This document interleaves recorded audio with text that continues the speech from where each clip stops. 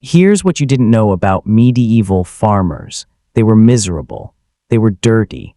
They lived in the mud. They died in the mud.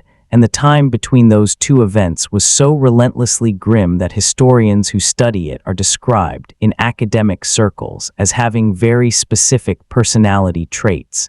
You think of them as shadows, nameless, voiceless, crushing grain under a millstone while a fat lord on a horse rides past and takes half of everything they just ground. You think of the Black Death.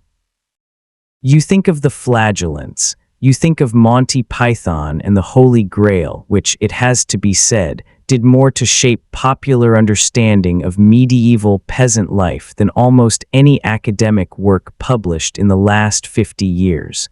And here is the thing, all of that is wrong, not completely wrong, not upside down wrong. But wrong in the way that a silhouette is wrong.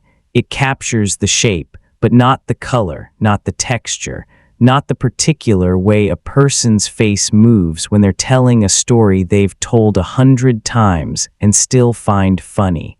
Medieval peasants were not shadows. They were people who argued with their landlords and sometimes won. People who brewed their own ale, negotiated the terms of their own marriages, sued each other in court over stolen chickens, attended festivals that could last 3 days and developed opinions, firm, passionate, sometimes loudly stated opinions about things that mattered to them.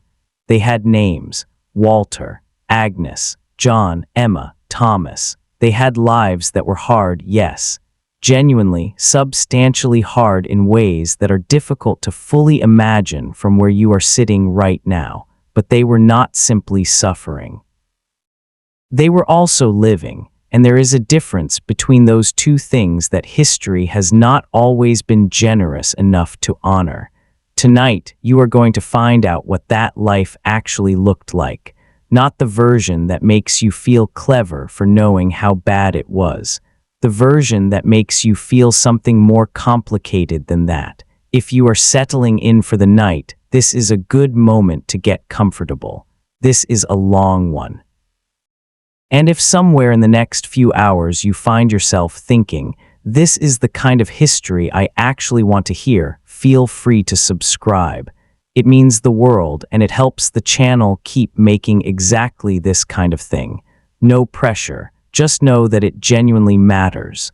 Let us start at the very beginning, not the romantic beginning, not the brutal beginning, the real one.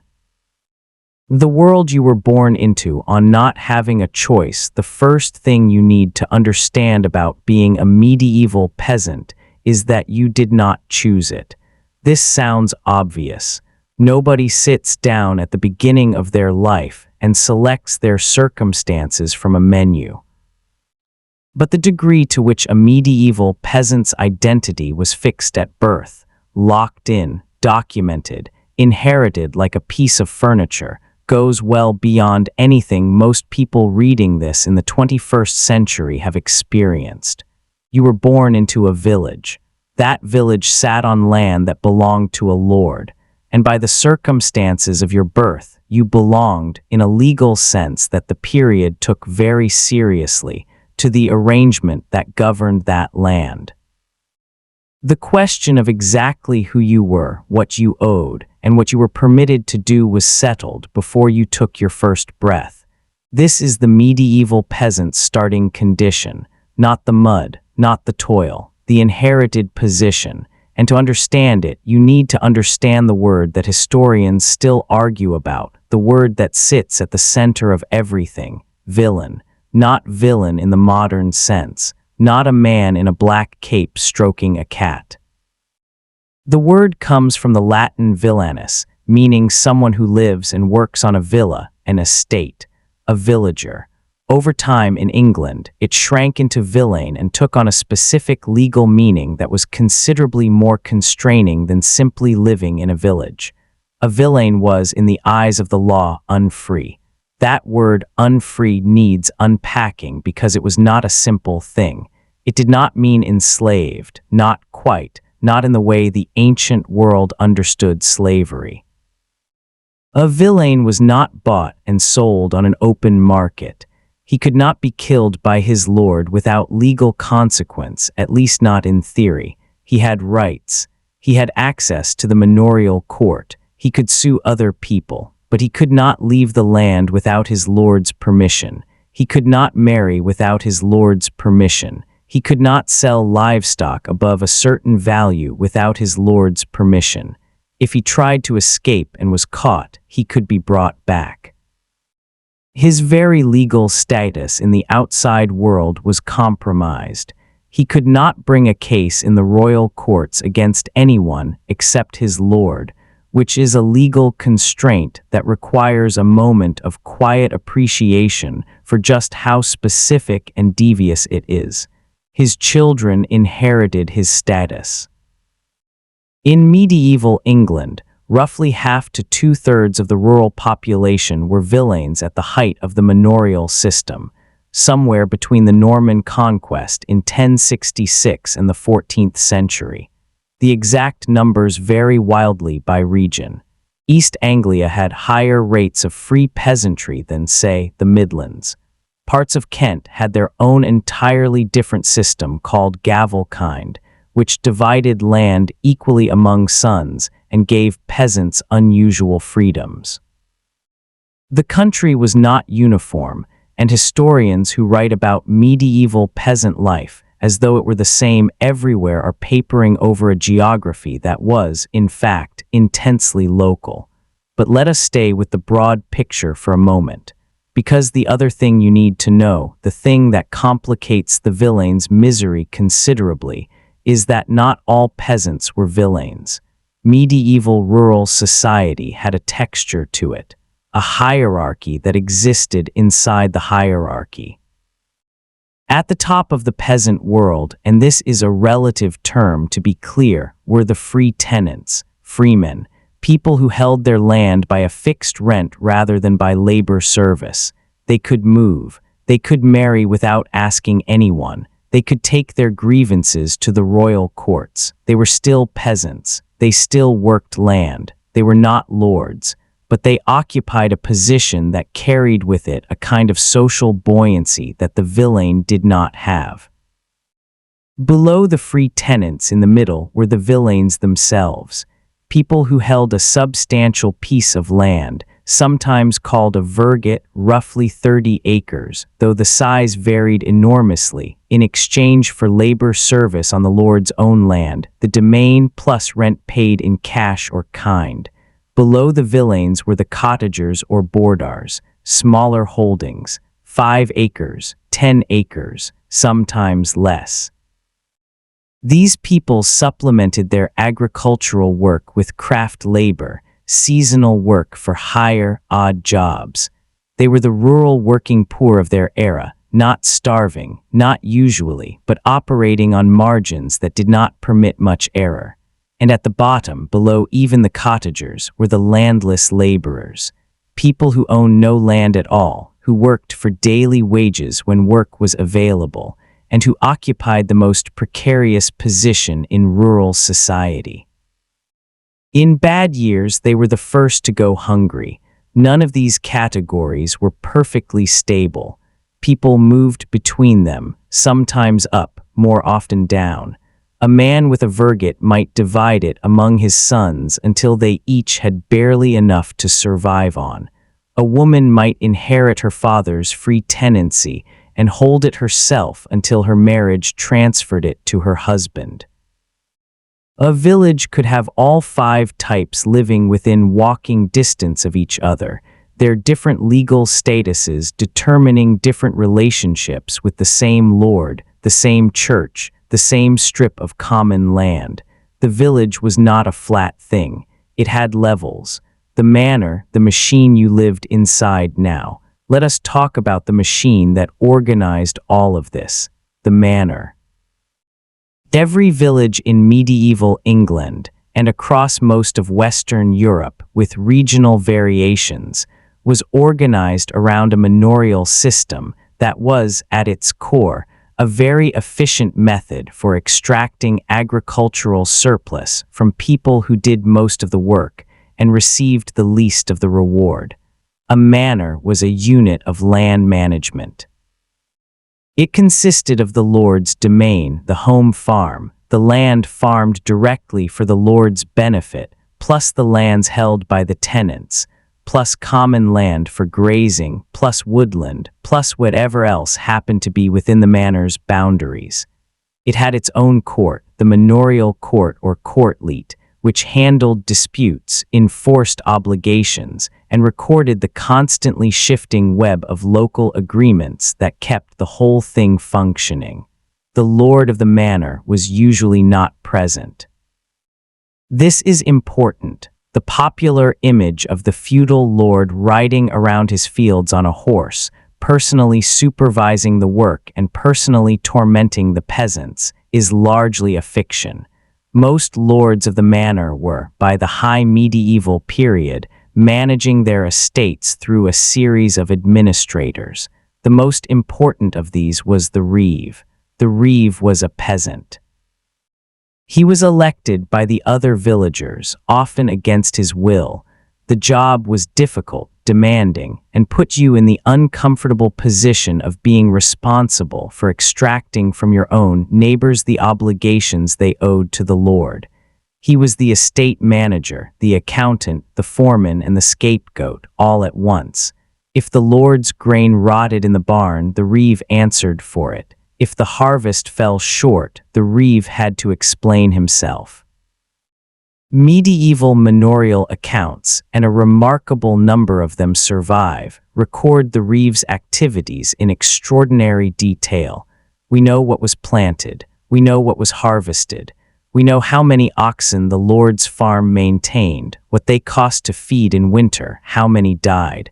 We know the names of the men who worked the domain, the days they worked, and occasionally the reasons they did not show up.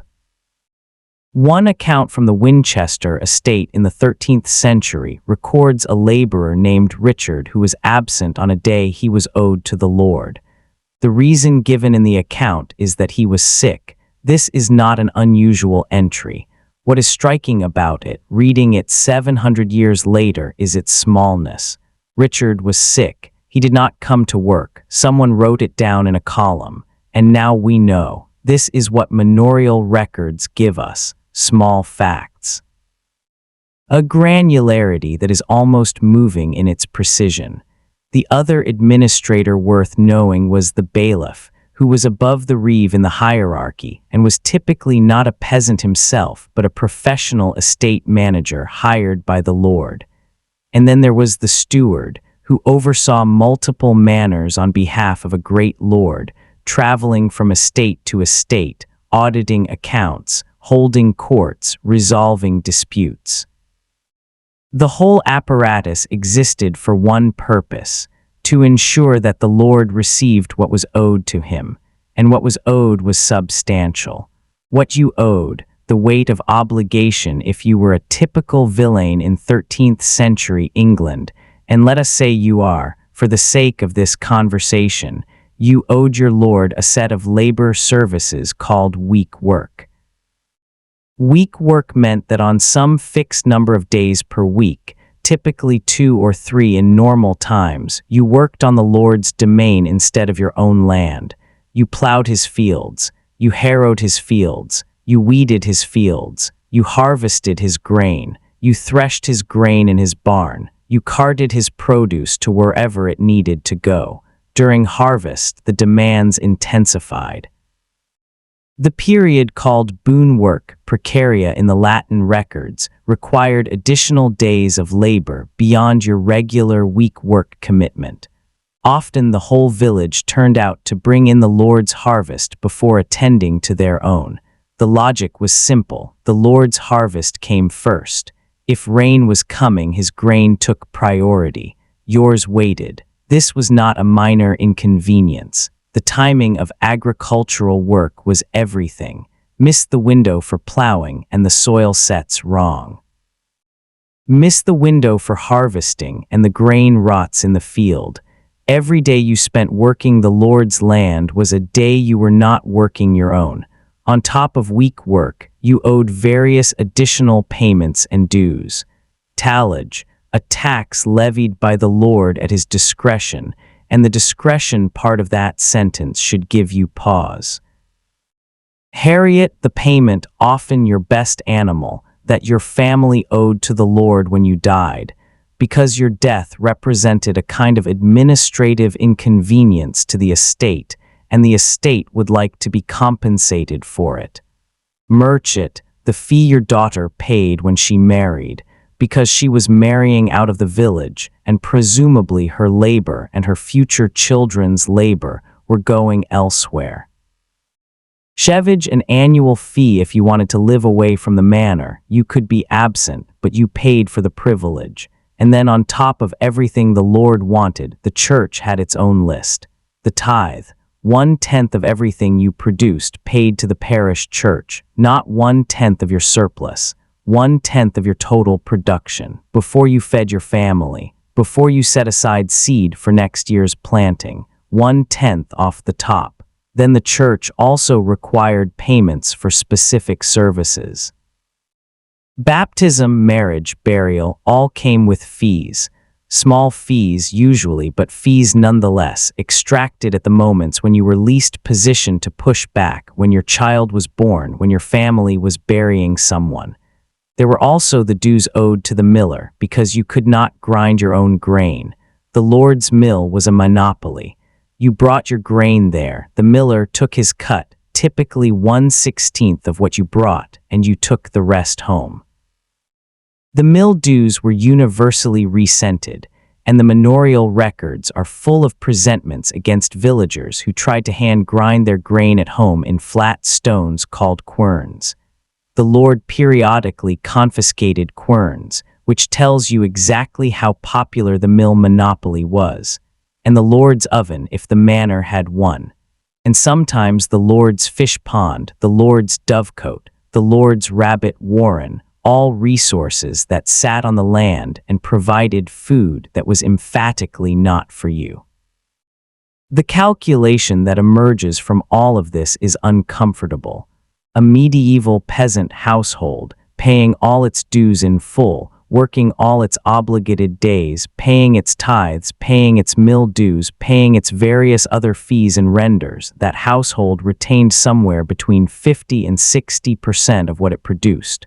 Sometimes less. You grew it, you harvested it, you processed it, and then roughly half of it went elsewhere. The remarkable thing is not that peasants found ways to resist this.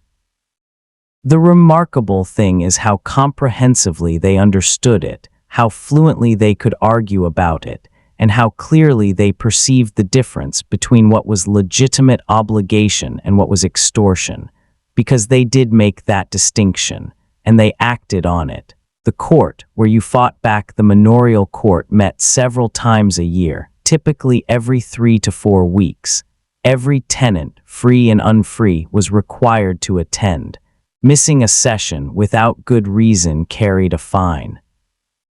The court handled everything: boundary disputes between neighbors, debts between villagers, accusations of trespass, damage done by one person's livestock to another person's crops, questions about whether a villager had fulfilled his labor obligations, questions about whether the Lord's officials had exceeded their authority. That last category is the one that surprises people.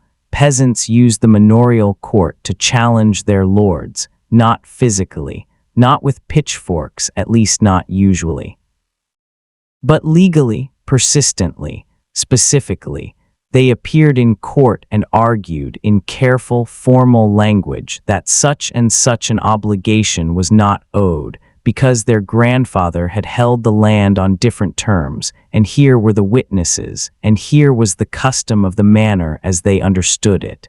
The custom of the manor was, in many ways, the peasant's primary legal protection. Manorial custom, the accumulated precedent of what had always been done on this estate, was theoretically binding on the lord as well as the tenants. A lord could not simply invent new obligations from nothing. He had to demonstrate that what he was demanding was customary. and if villagers could show that it was not, if they could produce neighbors who remembered differently or produce written evidence of earlier agreements, they sometimes won. Sometimes, not always. The court was the Lord's court. The Lord's officials ran it. The odds were not equal, but the argument was made, again and again and again. In village after village, across England and across Europe, peasants appeared before manorial courts and argued their case, with a persistence and a legal sophistication that the romantic image of the crushed and voiceless serf does nothing to capture. There is a document from the village of Helzowen in Worcestershire, dating from the 1270s, that records a group of villeins collectively refusing to perform certain labor services on the grounds that those services had not been owed by their predecessors. The dispute went on for years. The Lord eventually won, but the villagers fought it in court for years, which is not the behavior of people who have accepted their condition as natural and immovable. They knew what they were owed. They knew what they owed in return, and they negotiated the gap between those two things with a tenacity that would be familiar to anyone who has ever argued with a landlord, a utility company, or a government office about something they were certain was wrong. We are only at the beginning. You now know where you stand, legally and socially, in the village you were born into. But knowing your place in a hierarchy is not the same as knowing your life. So let us get to your actual life, starting with where you sleep. The house you live in, what the archaeology found for most of the 19th and early 20th centuries, historians assumed that peasant housing in the medieval period was uniformly terrible. Small, dark, filthy hovels, single-room structures shared with livestock, leaking thatch, dirt floors so packed with mud and manure that you could not tell where the floor ended and the farmyard began. And then archaeologists started digging. What they found was more complicated. Not comfortable, not by any modern standard, but more complicated. The research site at Wareham Percy in North Yorkshire is worth a detour here, because it is one of the most extensively excavated medieval villages in England.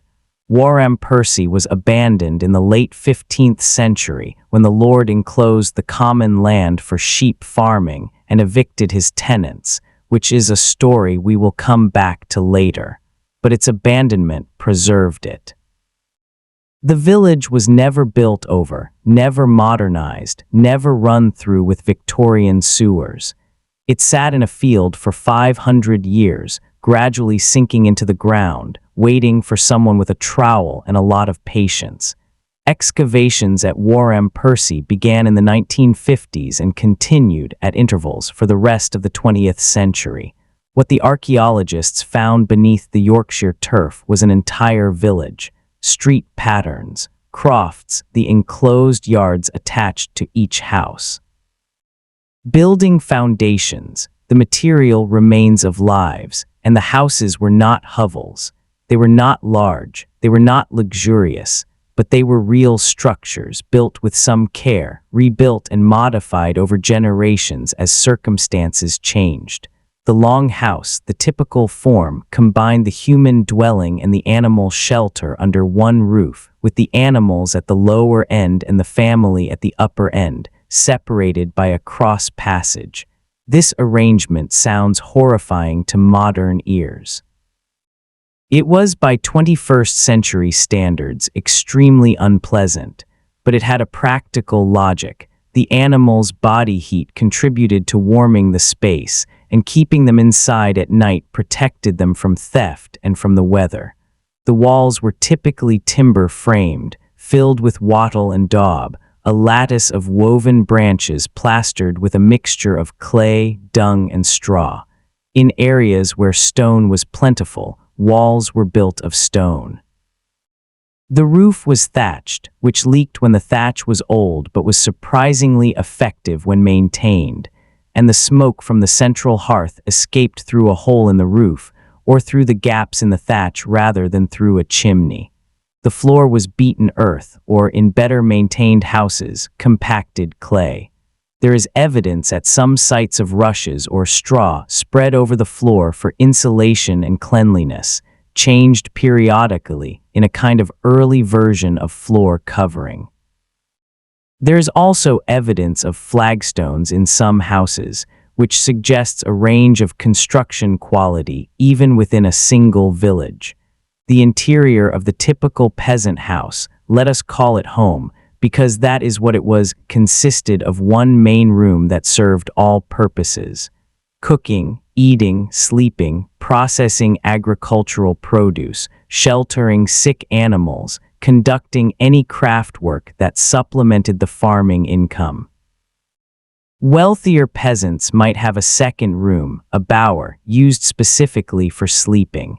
The very poorest had less than one room to speak of. Furniture was minimal: a table, often nothing more than a board set on trestles, benches, a chest for storage. The chest was important, a significant piece of property, because it was where you kept anything that was valuable and portable. A bed for those who could afford one, a platform raised from the floor, sometimes filled with straw, sometimes with wool. Poorer families slept on pallets, which were essentially bags of straw on the floor. There were hooks for hanging things, shelves, a hearth with iron tools, a trivet, a pot hook, a poker, a kneading trough for bread, pottery vessels for storage and cooking.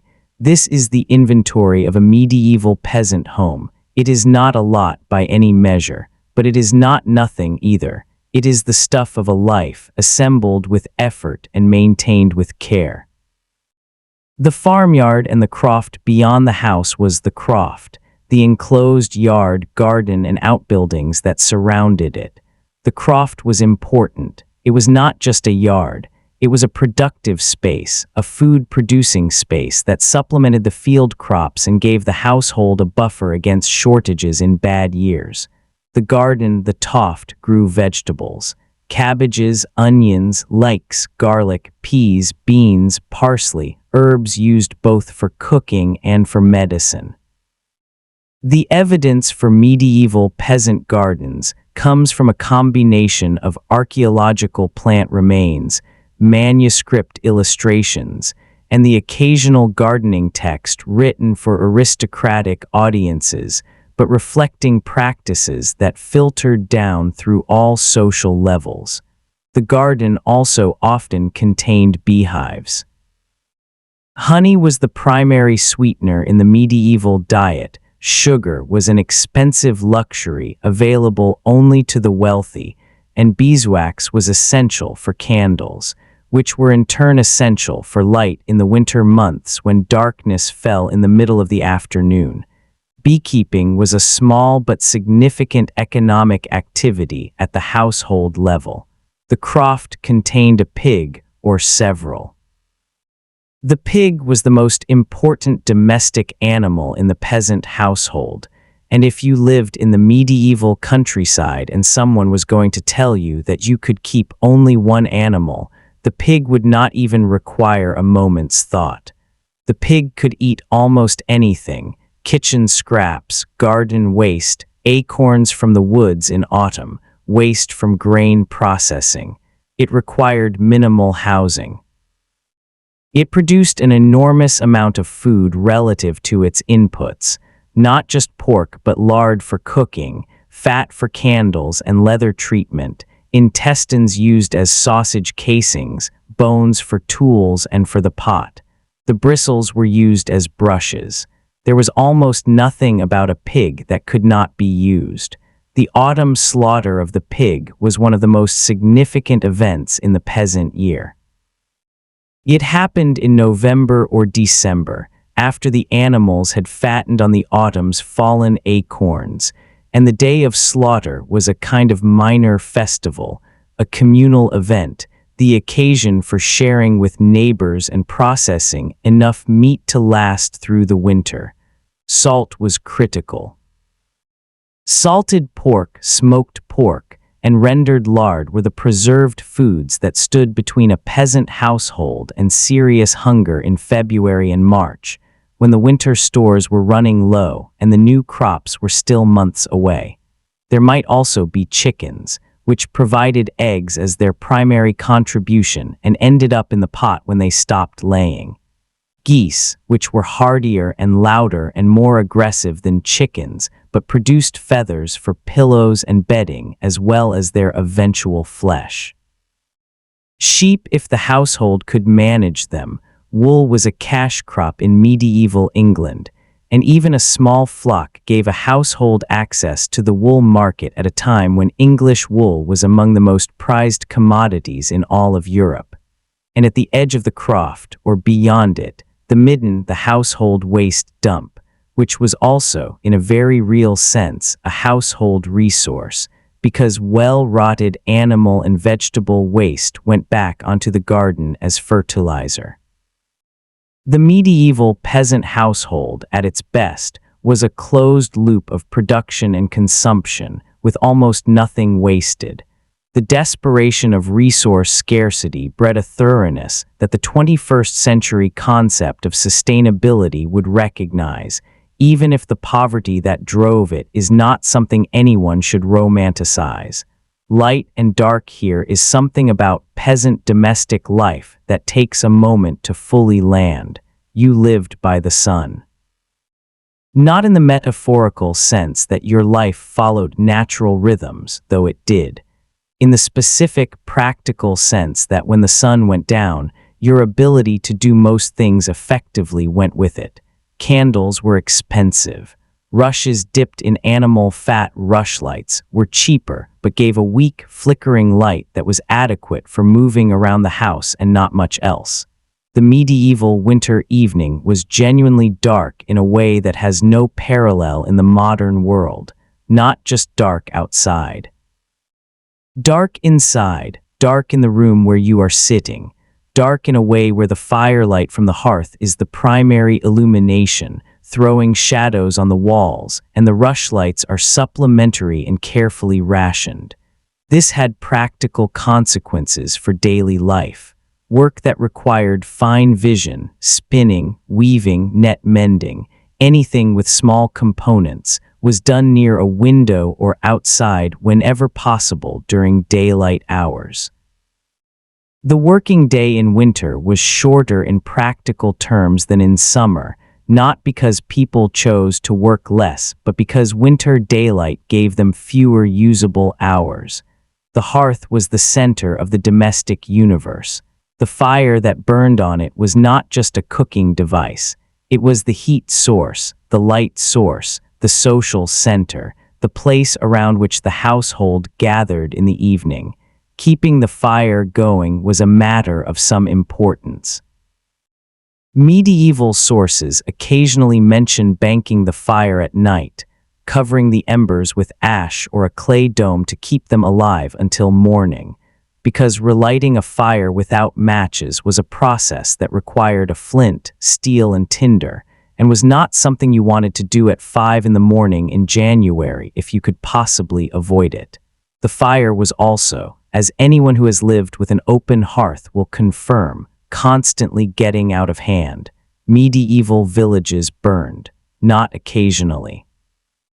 With some regularity, a single unattended fire in a single house could take half the village in a night, because the houses were close together, the thatch was dry, and there were no fire engines. Village bylaws in many manors specifically prohibited activities that created fire risk, carrying burning material uncovered, allowing hearth fires to be untended, keeping straw in a way that could catch. The records of village life contain regular, quiet references to houses that burned down. People survived. Usually, but they started over. Water the village well or the stream. Those were your options. Water for drinking, for cooking, for washing, for watering animals. All of it came from the same source that everyone else in the village used. Water quality in medieval villages was not, to put it delicately, something that would pass modern standards. Animals drank from the stream. Animals defecated near the stream. The stream ran past the midden. Medieval people were not ignorant of the connection between dirty water and illness.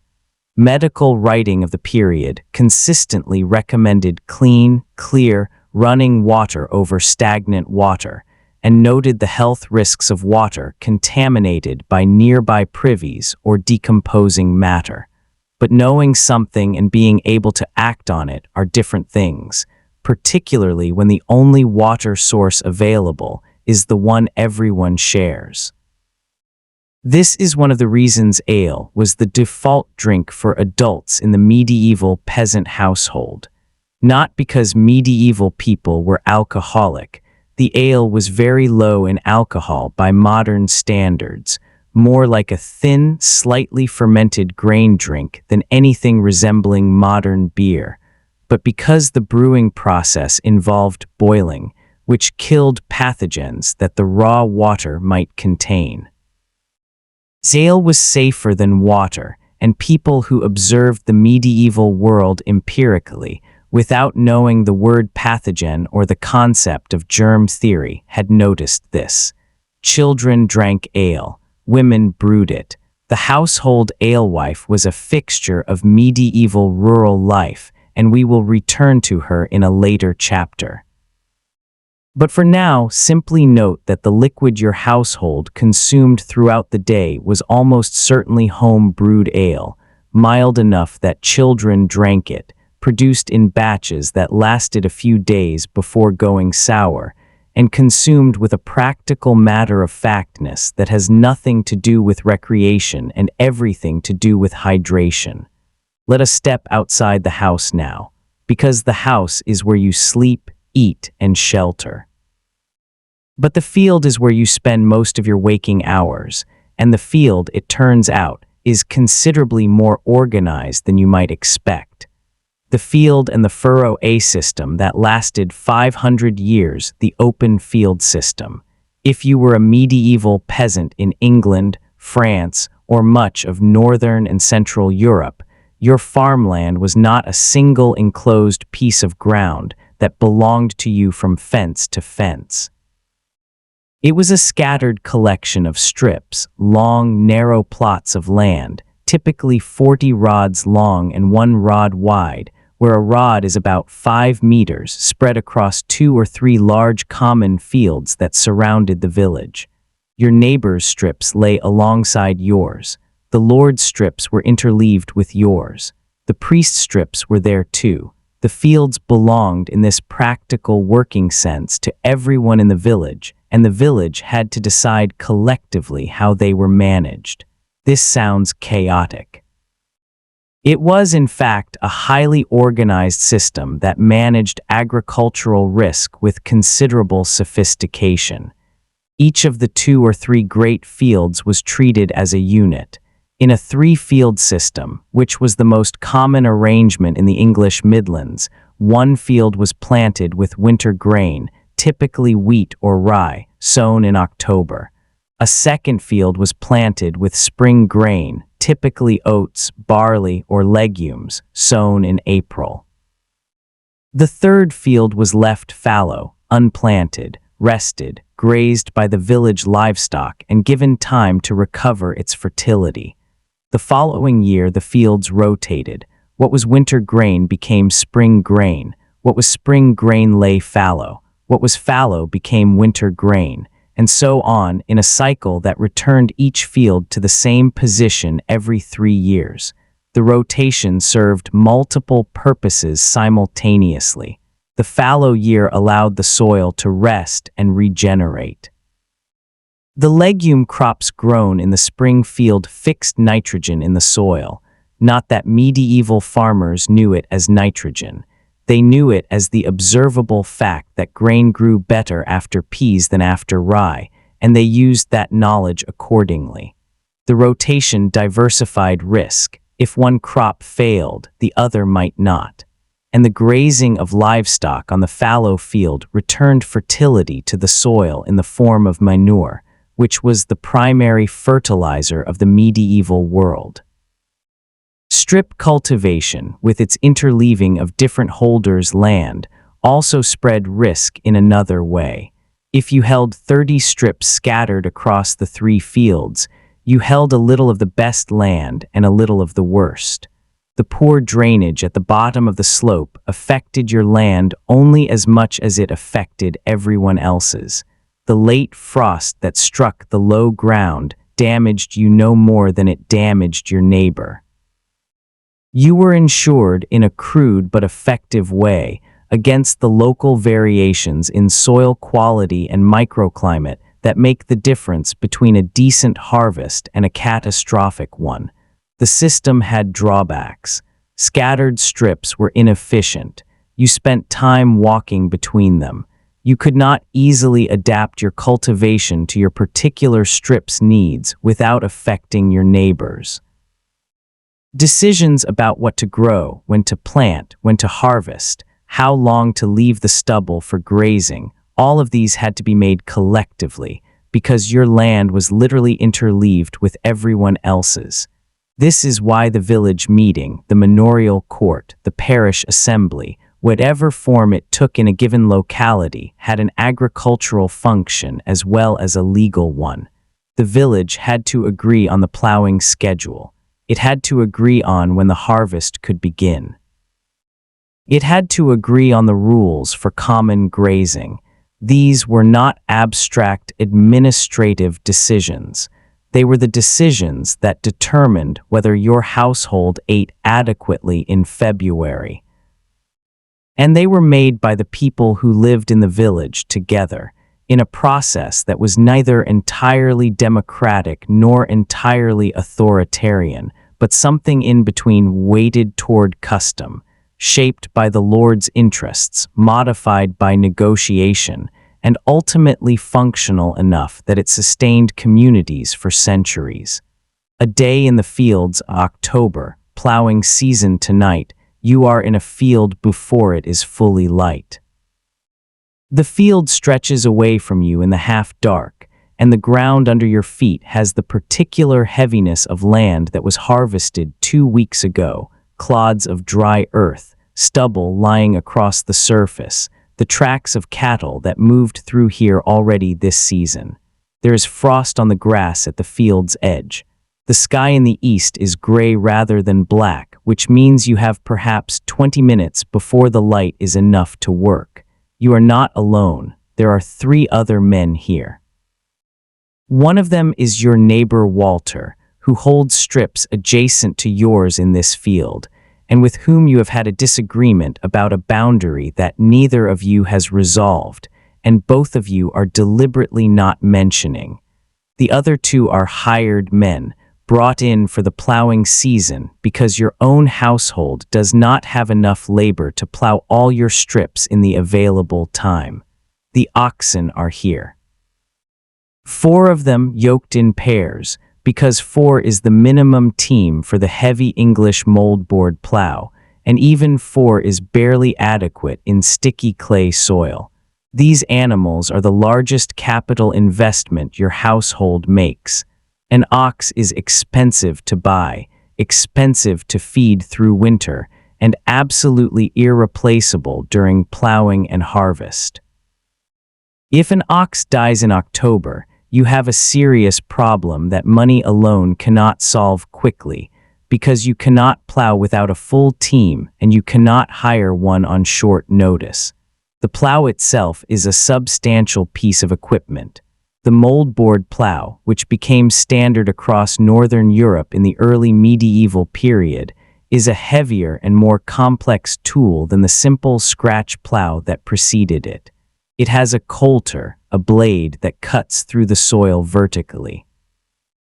It has a plowshare that cuts horizontally, and it has the moldboard, the curved board that turns the cut soil over to one side, burying the surface vegetation and exposing the subsoil beneath. The turning of the soil is the whole point. The light soils of southern Europe could be worked with a simple scratch plow that moved soil back and forth without turning it. The heavy clay soils of northern Europe required turning to break them up, to aerate them, to bury the surface vegetation before it competed with the crop. The moldboard plow made the heavy soils of England and France agriculturally productive.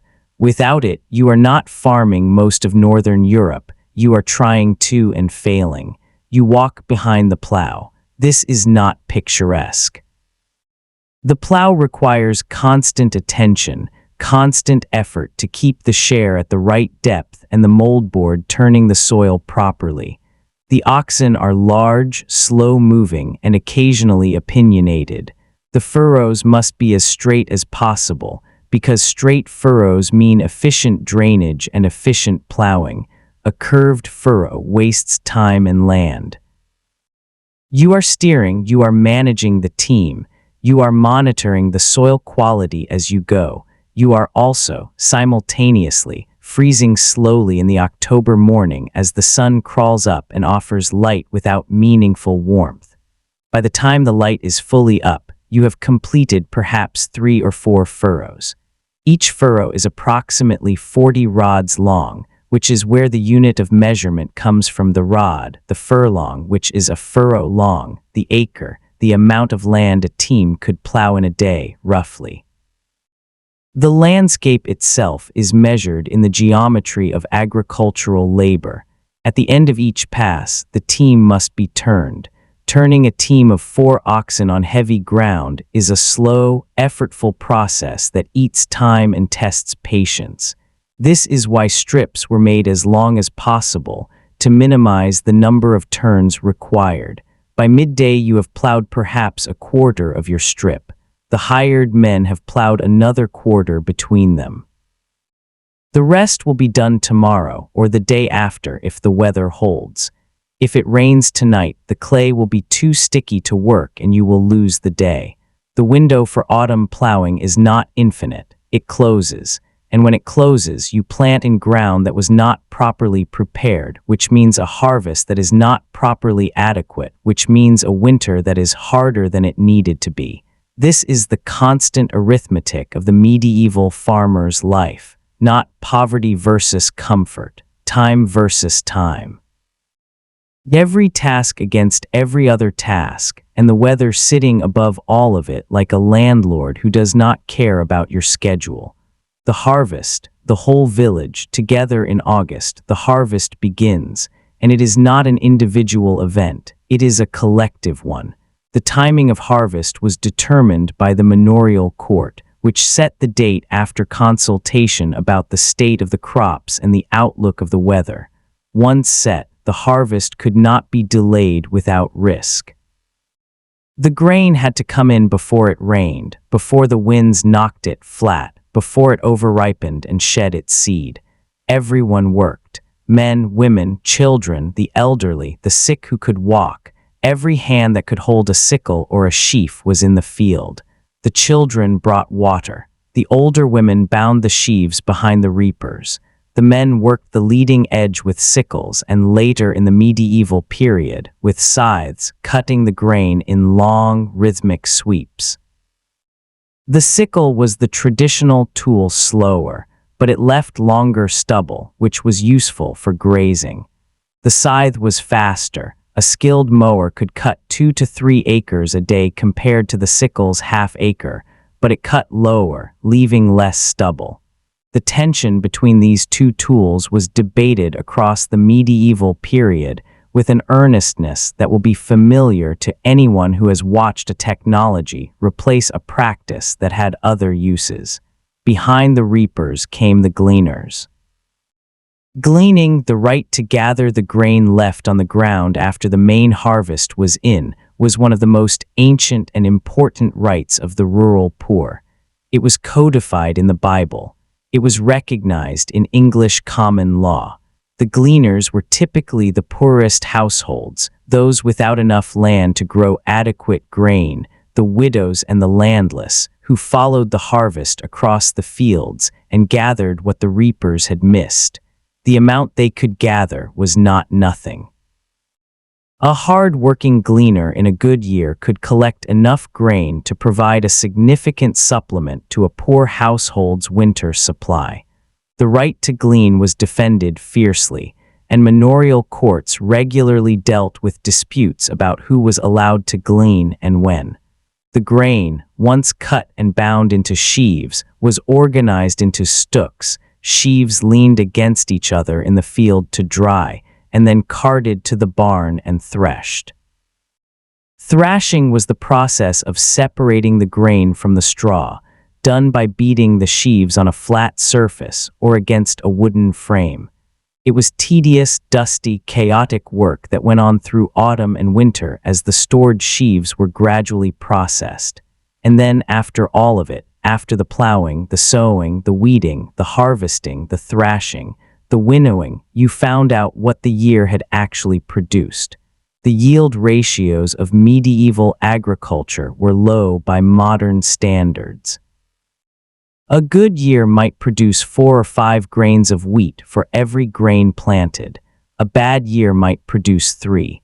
Compare this to the modern figures of 25 to 30 or more, and you begin to understand what margins medieval farmers were working with. 1 grain in 4 or 5 was set aside as seed for next year. The rest was available for consumption, rent payment, and market sale in roughly that priority order. The household fed itself first, if there was enough to do so. The rent was paid in cash or kind.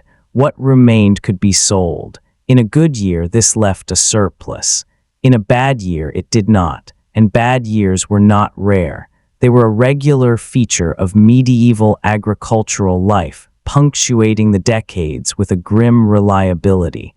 The bad year, the Great Famine of 1315 to 1322, is the most catastrophic example. It began with rain. The summer of 1315 was wet across all of northern Europe in a way that had not been seen in living memory. The crops rotted in the fields. Hay could not be dried for winter fodder.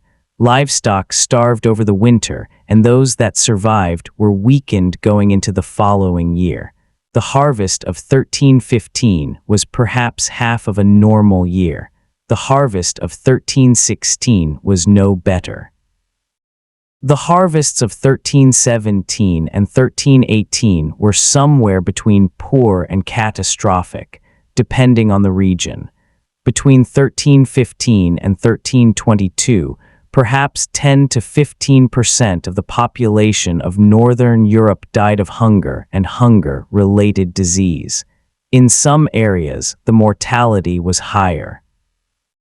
In some English villages, manorial records show that between a fifth and a third of the tenants listed in early 1315 were gone by 1320, dead or fled, or simply absent from the record in a way that amounts to the same thing. People ate things they would never ordinarily eat. There are chronicler accounts of people eating grass, bark, dead animals found on the road. There are accounts, and historians debate these, because medieval chroniclers were not always scrupulous reporters of infanticide, of grave robbery for flesh. The chronicle of a monk in the Low Countries records without apparent disbelief that people were eating human bodies. Whether the most extreme accounts are true does not change what was certainly true. People were hungry, people died, and the machinery of the manorial system, the obligations and the dues and the requirements did not stop. Rents that could not be paid were recorded as debts. Labor services that could not be performed because workers were too weak were not simply forgiven. The Great Famine is the catastrophe, but lesser famines, regional, localized, the result of a single bad harvest in a region that was already marginal, were part of ordinary life.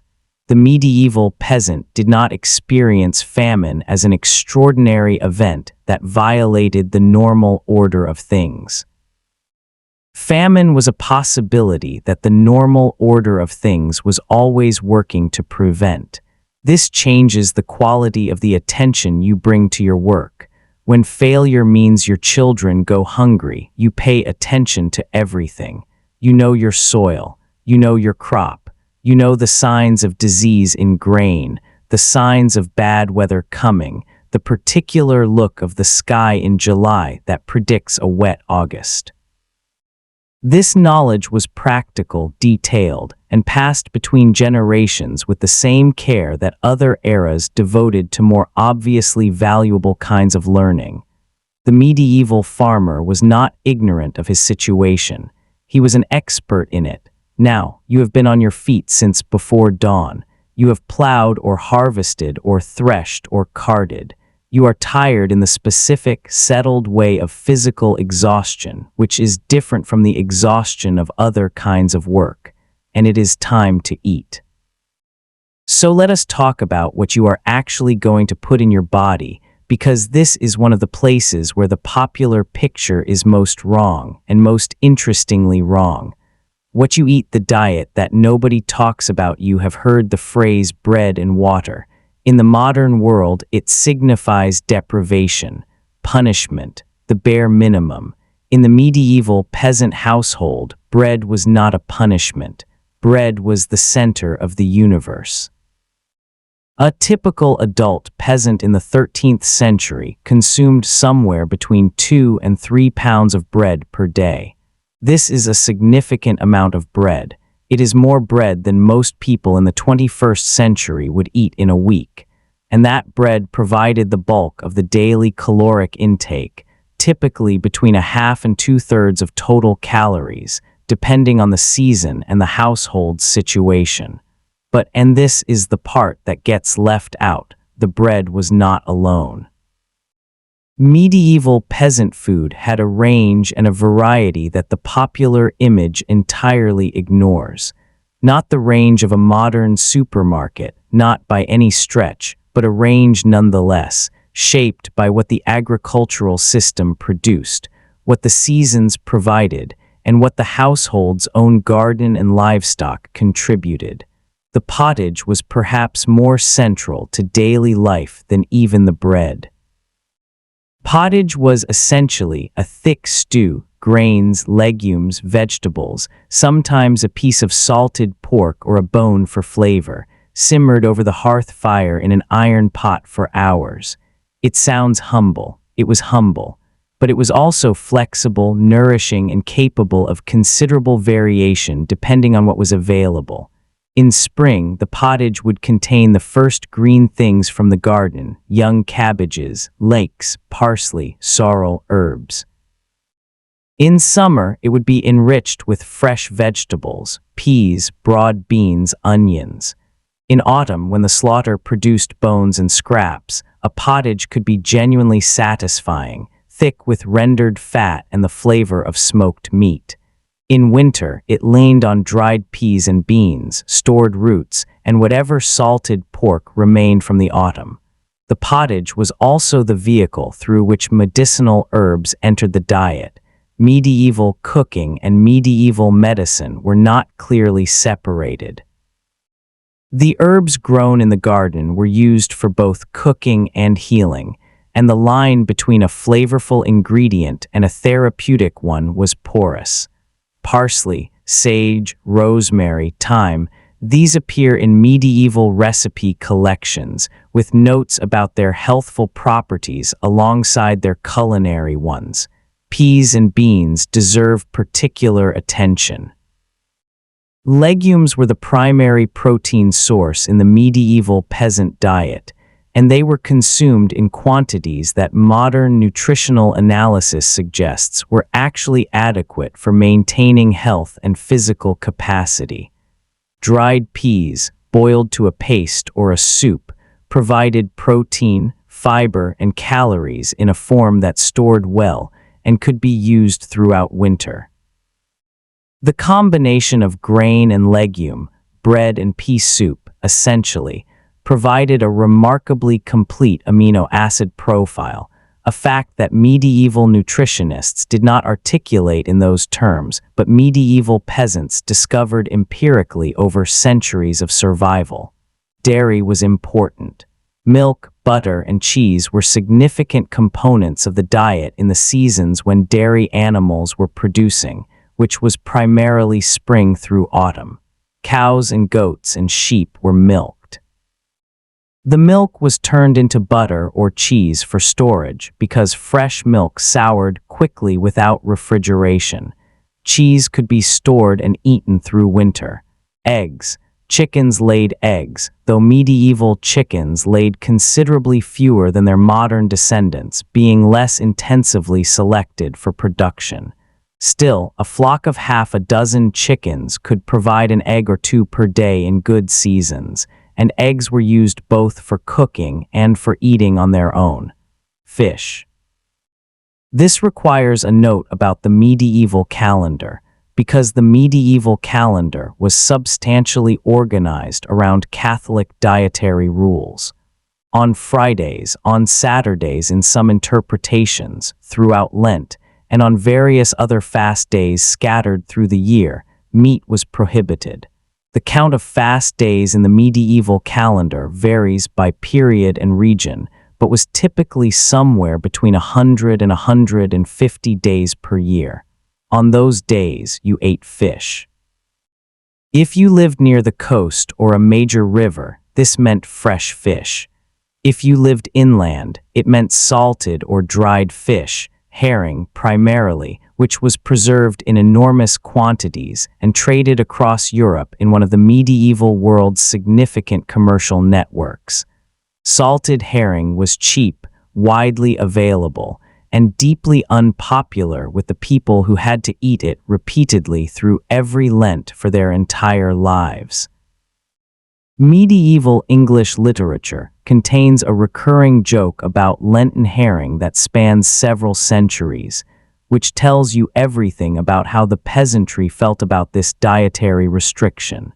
The church's fast day rules also had an interesting class dimension. The wealthy observed fast days with elaborate preparations of fresh fish, shellfish, and exotic aquatic creatures. Seals and porpoises occasionally appeared on aristocratic tables as technically qualifying fish substitutes. The poor ate herring. The theology was the same. The dinner was not. What you drink ale, already established. But let us be more specific, because medieval ale was its own world. Ale was brewed from malted barley that had been allowed to begin germinating, then dried, to develop the enzymes that would convert starch to sugar during brewing. The malt was mashed in water, the liquid drawn off and fermented with whatever wild yeast happened to be present, since commercial yeast was not a concept the period had, and bottled or kept in a sealed vessel.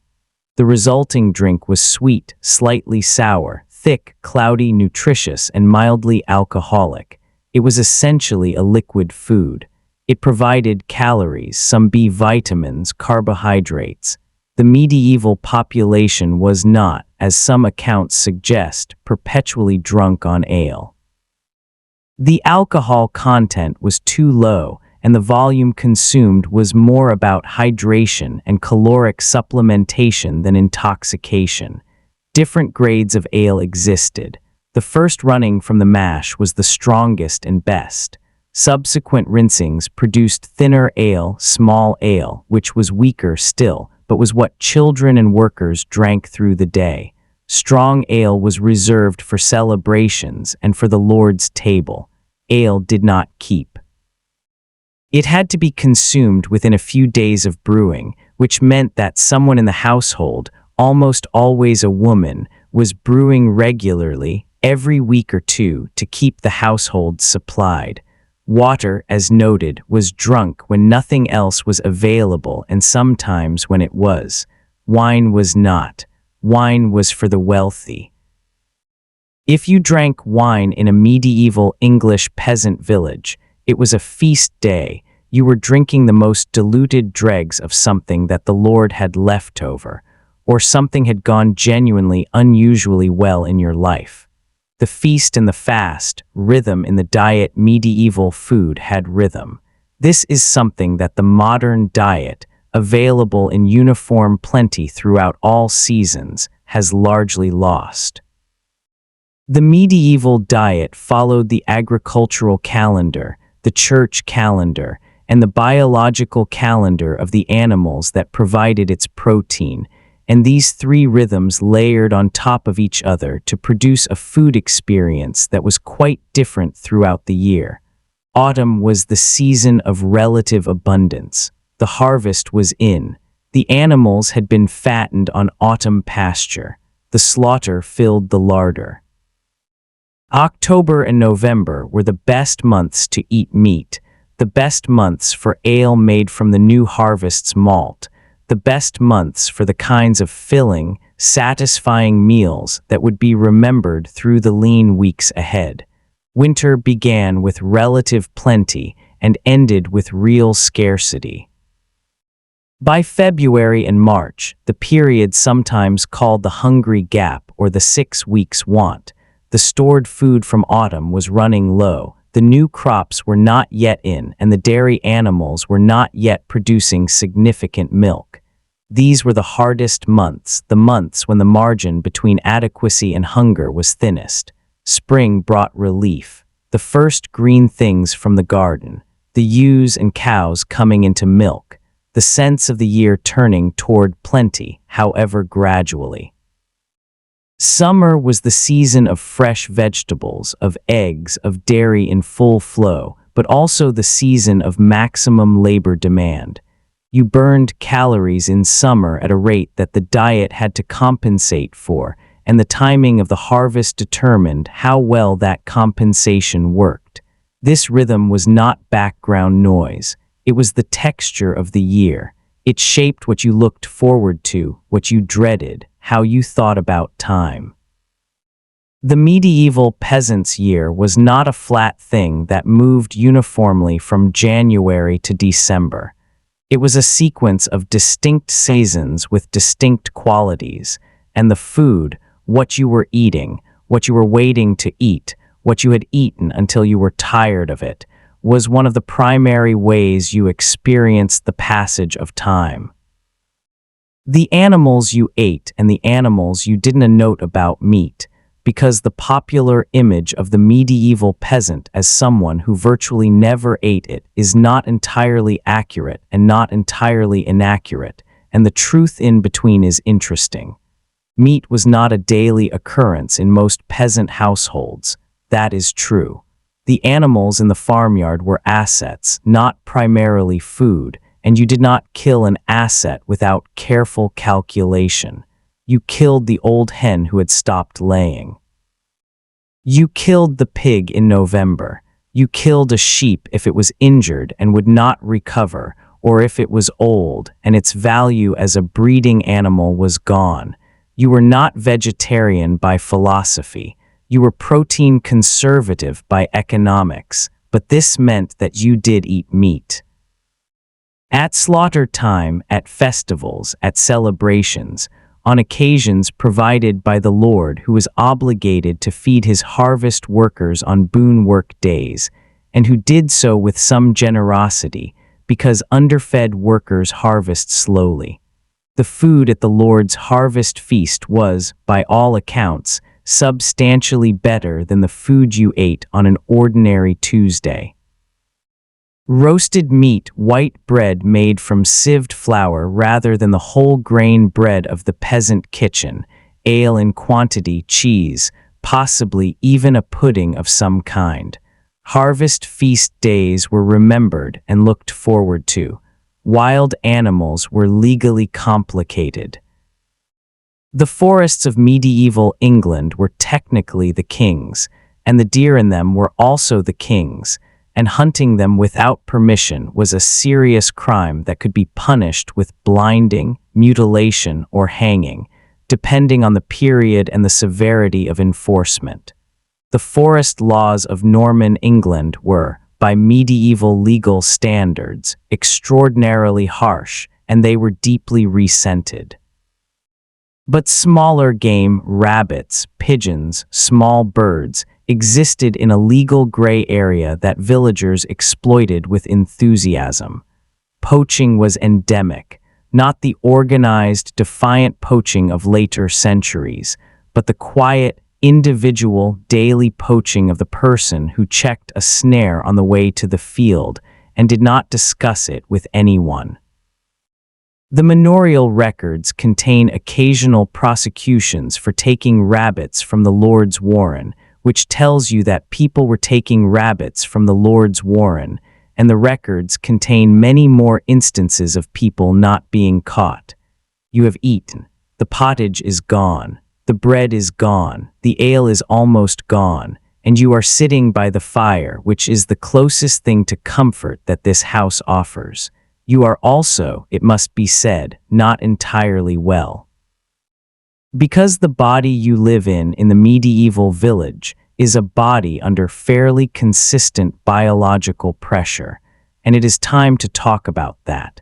The body you live in, what illness looked like you are 35 years old and you look it, not in the way that would be read as aging in the 21st century, in the way that specific physical history looks on a body.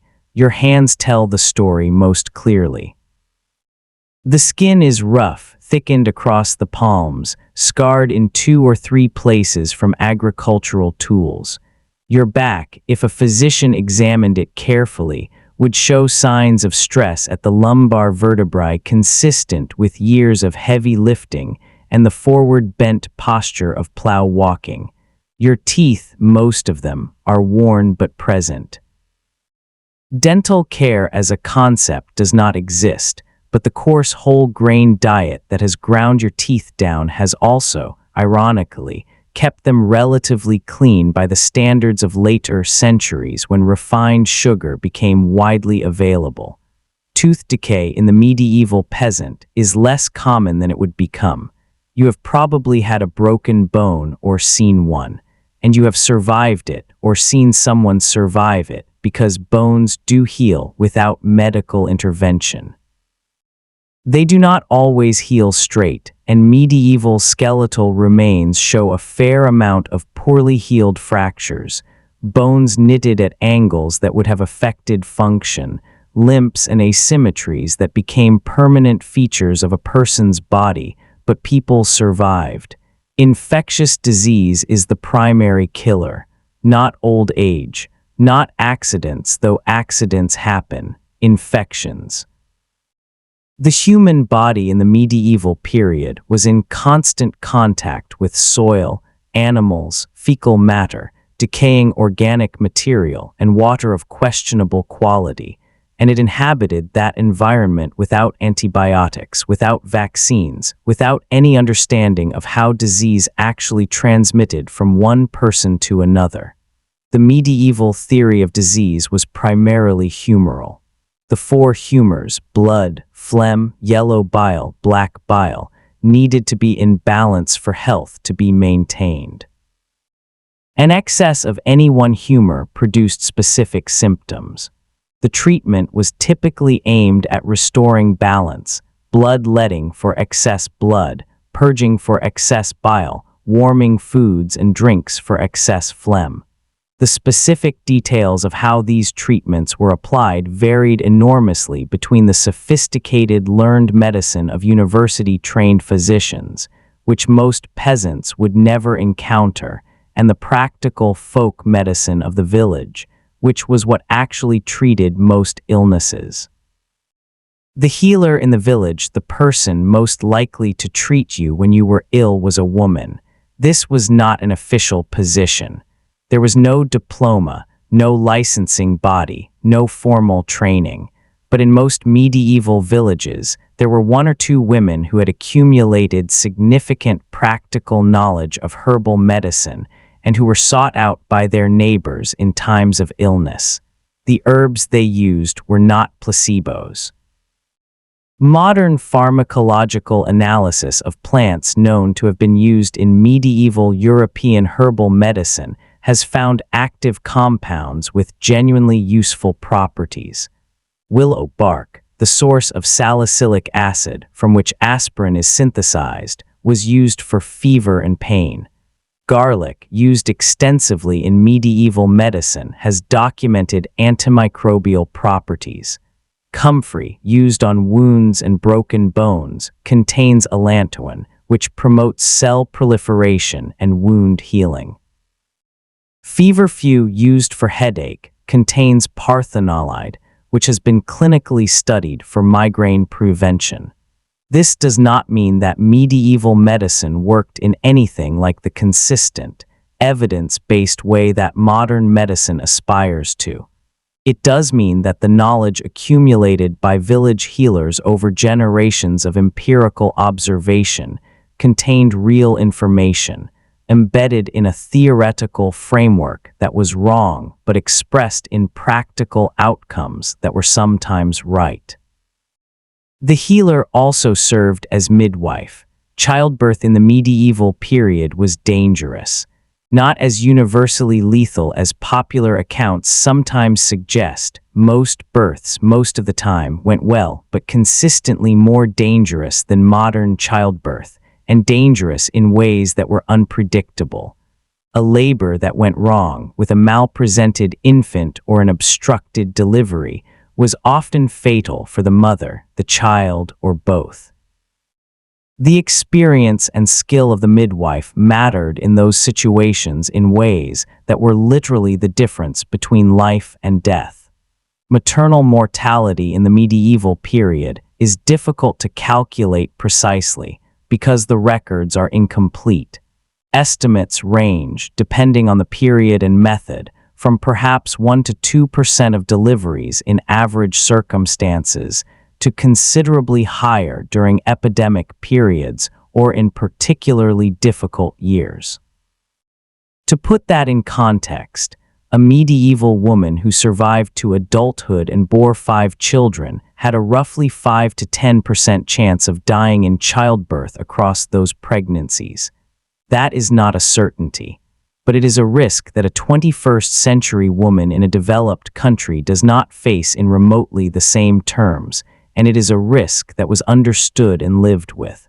The Black Death, what it was, and what it meant, there is no way to write about medieval peasant life without the Black Death.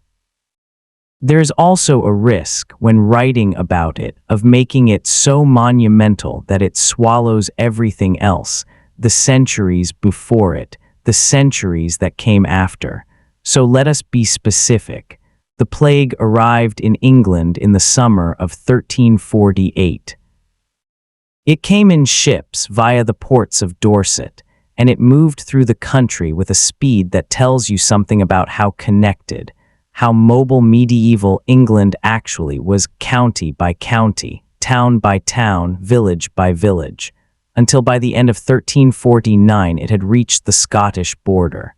The form it took was primarily bubonic plague, the form that produces swellings or buboes in the lymph nodes of the groin and armpit, black discoloration of the skin, fever, delirium. Transmitted by the fleas of infected black rats, whose population had spread across Europe in close association with human habitation. But it also appeared in pneumonic form, transmitted directly person to person through respiratory droplets, which was essentially always fatal and spread more quickly. The English mortality in the first outbreak of 1348 to 1349 was somewhere between 30 and 40%, perhaps higher in some areas. Some villages lost half their population, some lost more, then it came back, 1361, 1369, 1375, 1390. The plague returned repeatedly through the second half of the 14th century, each outbreak smaller than the first but cumulatively devastating. By 1400, England's population was perhaps half of what it had been in 1300. The consequences for peasant life were, eventually, enormous.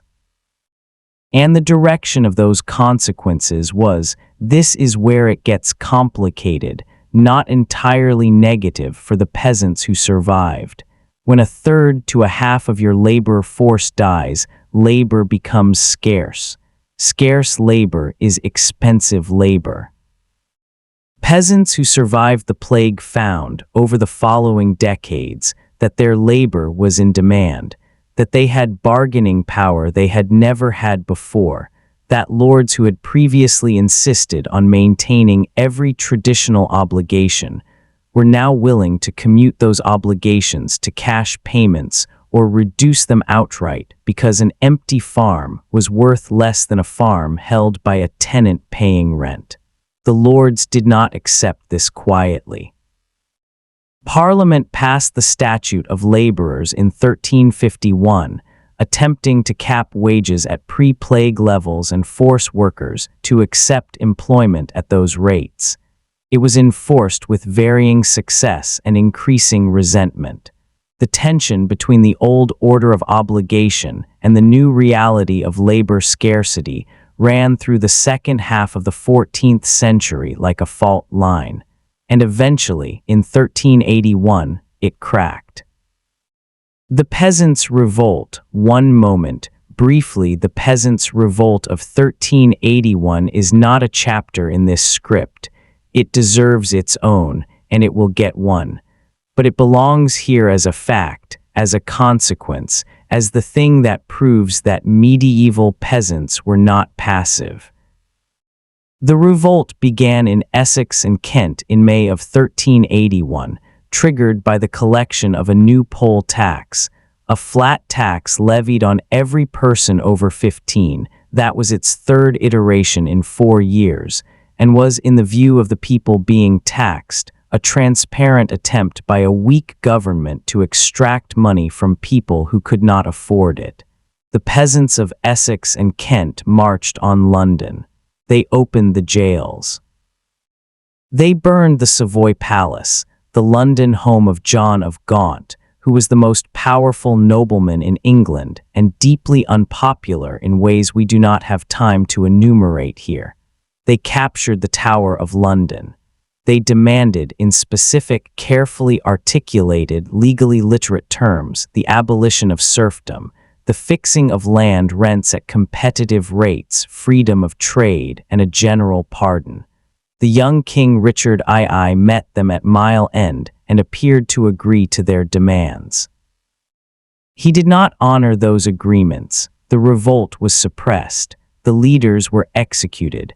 Serfdom was not abolished by legal act, but it died anyway, not because the revolt succeeded, but because the economic forces that had driven it, the labor scarcity, the bargaining power of surviving workers, the impossibility of maintaining the old system by force across an entire country, could not be reversed. By the 15th century, villeinage had largely disappeared from English agricultural life, not because of a dramatic legal change, but because it had become functionally unenforceable and economically inconvenient for the lords themselves. The medieval peasant did not fight his way to freedom in a single heroic moment.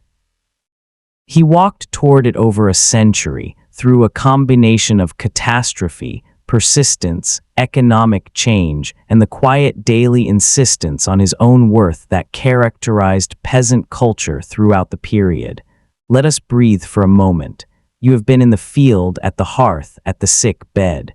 Now you are going somewhere that shaped almost every hour of your day, even when you were not physically there. You are going to church. The church and the sky, the other world that was always there if you wanted to understand a medieval peasant's inner life. The first thing you would need to understand is that the boundary between the natural world and the supernatural world was, for them, essentially permeable.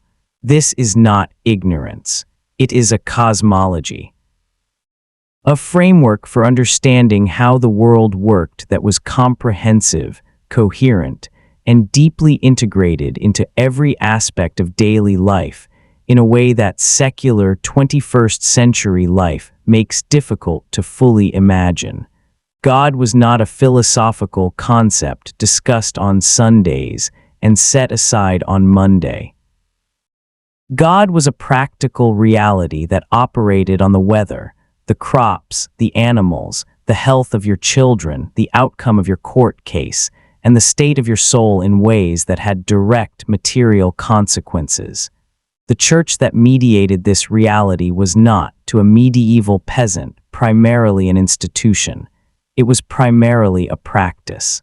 A set of things you did regularly, precisely, correctly, because doing them correctly maintained your standing with a cosmic order that was watching closely. You were baptized within days of birth. This was urgent, not optional, because an unbaptized infant who died had not entered the church, and its eternal fate was theologically uncomfortable.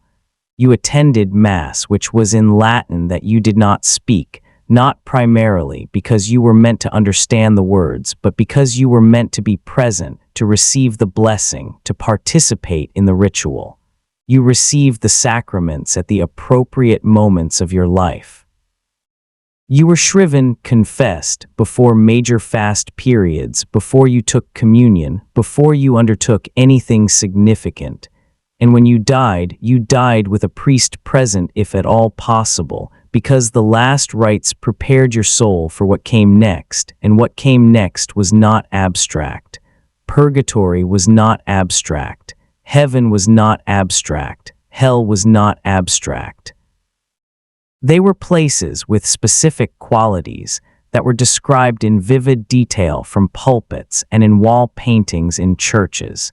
And the church walls were painted, covered in images of saints and sinners, the torments of the damned and the joys of the blessed, all of it provided in the visual language available to a population that was largely illiterate because images could communicate theology in ways that Latin text could not.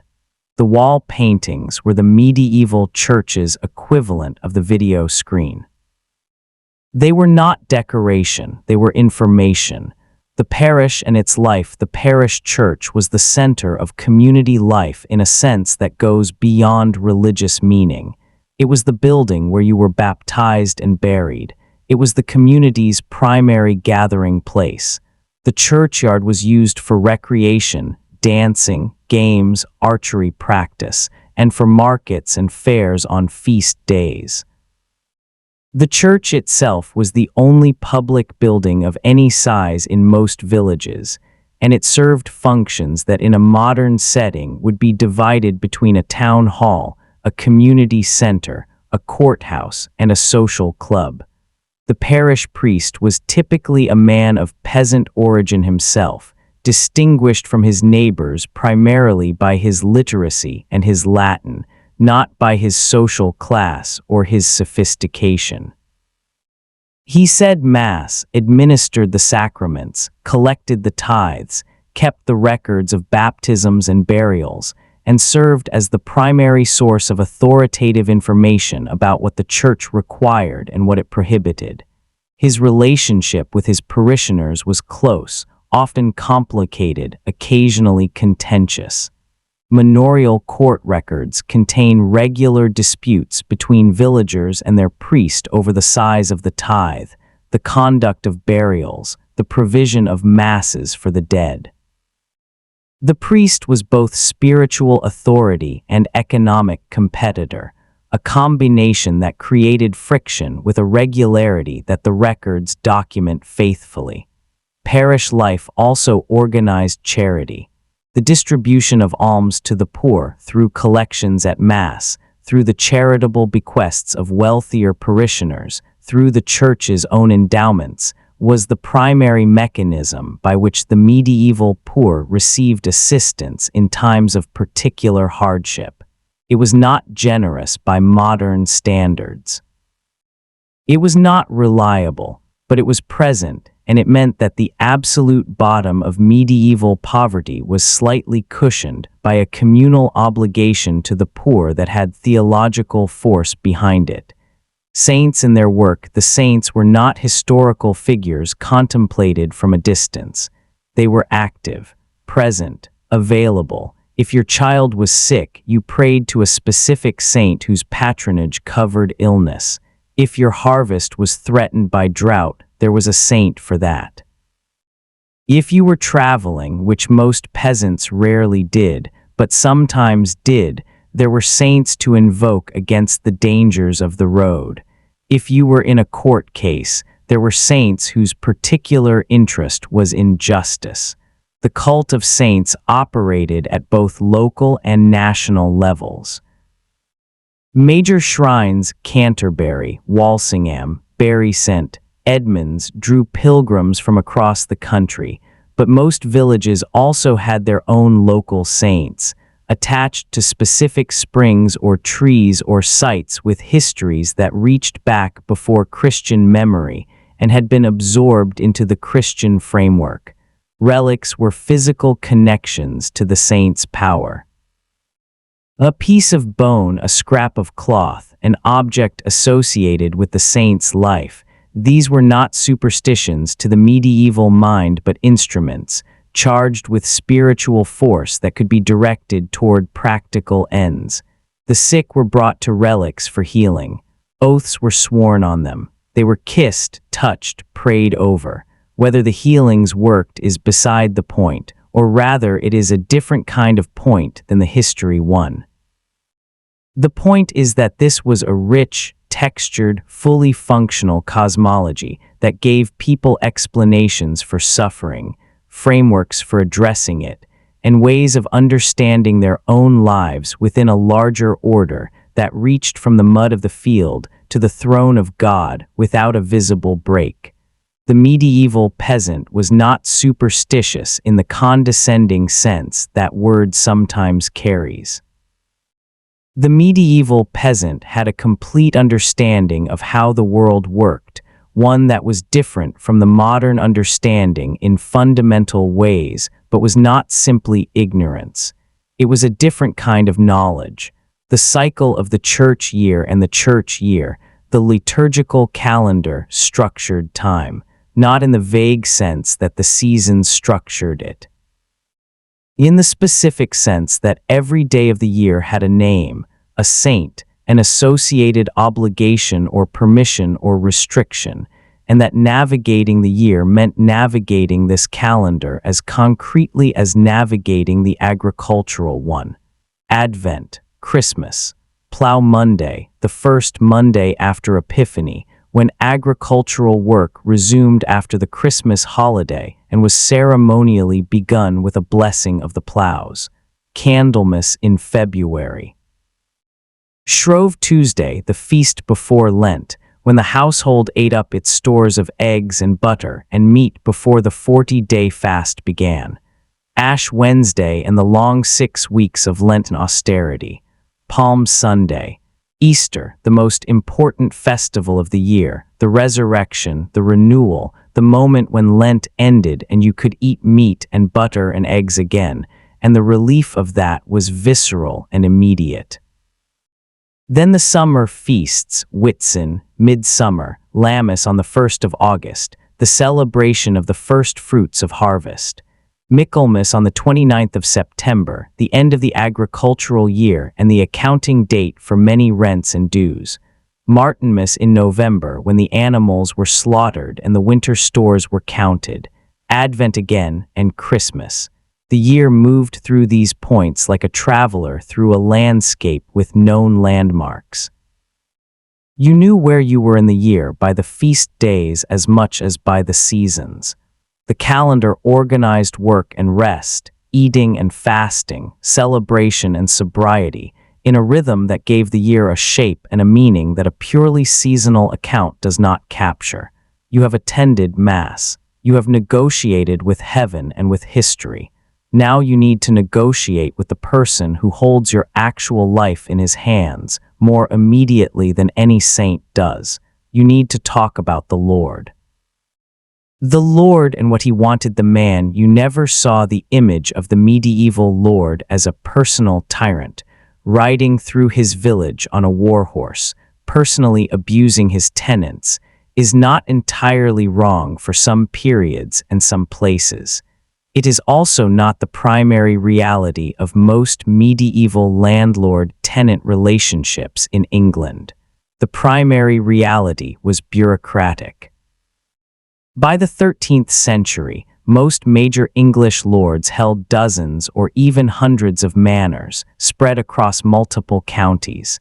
They spent their time at court, at war, traveling between their larger estates, dealing with the administrative and political demands of their own position in the feudal hierarchy.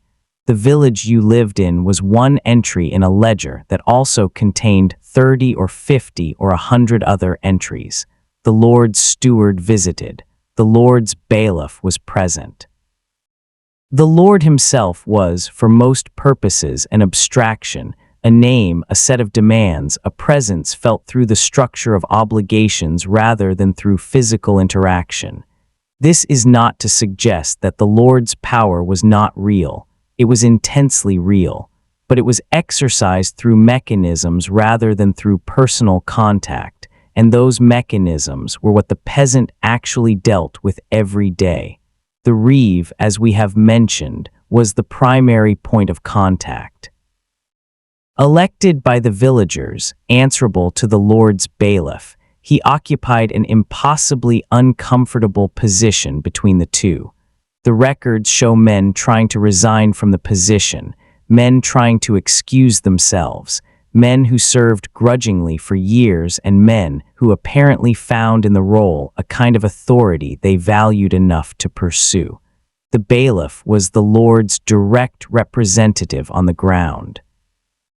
He managed the domain farm, supervised the collection of rents and dues, presided over the manorial court alongside the Lord's steward on the occasions when the steward visited.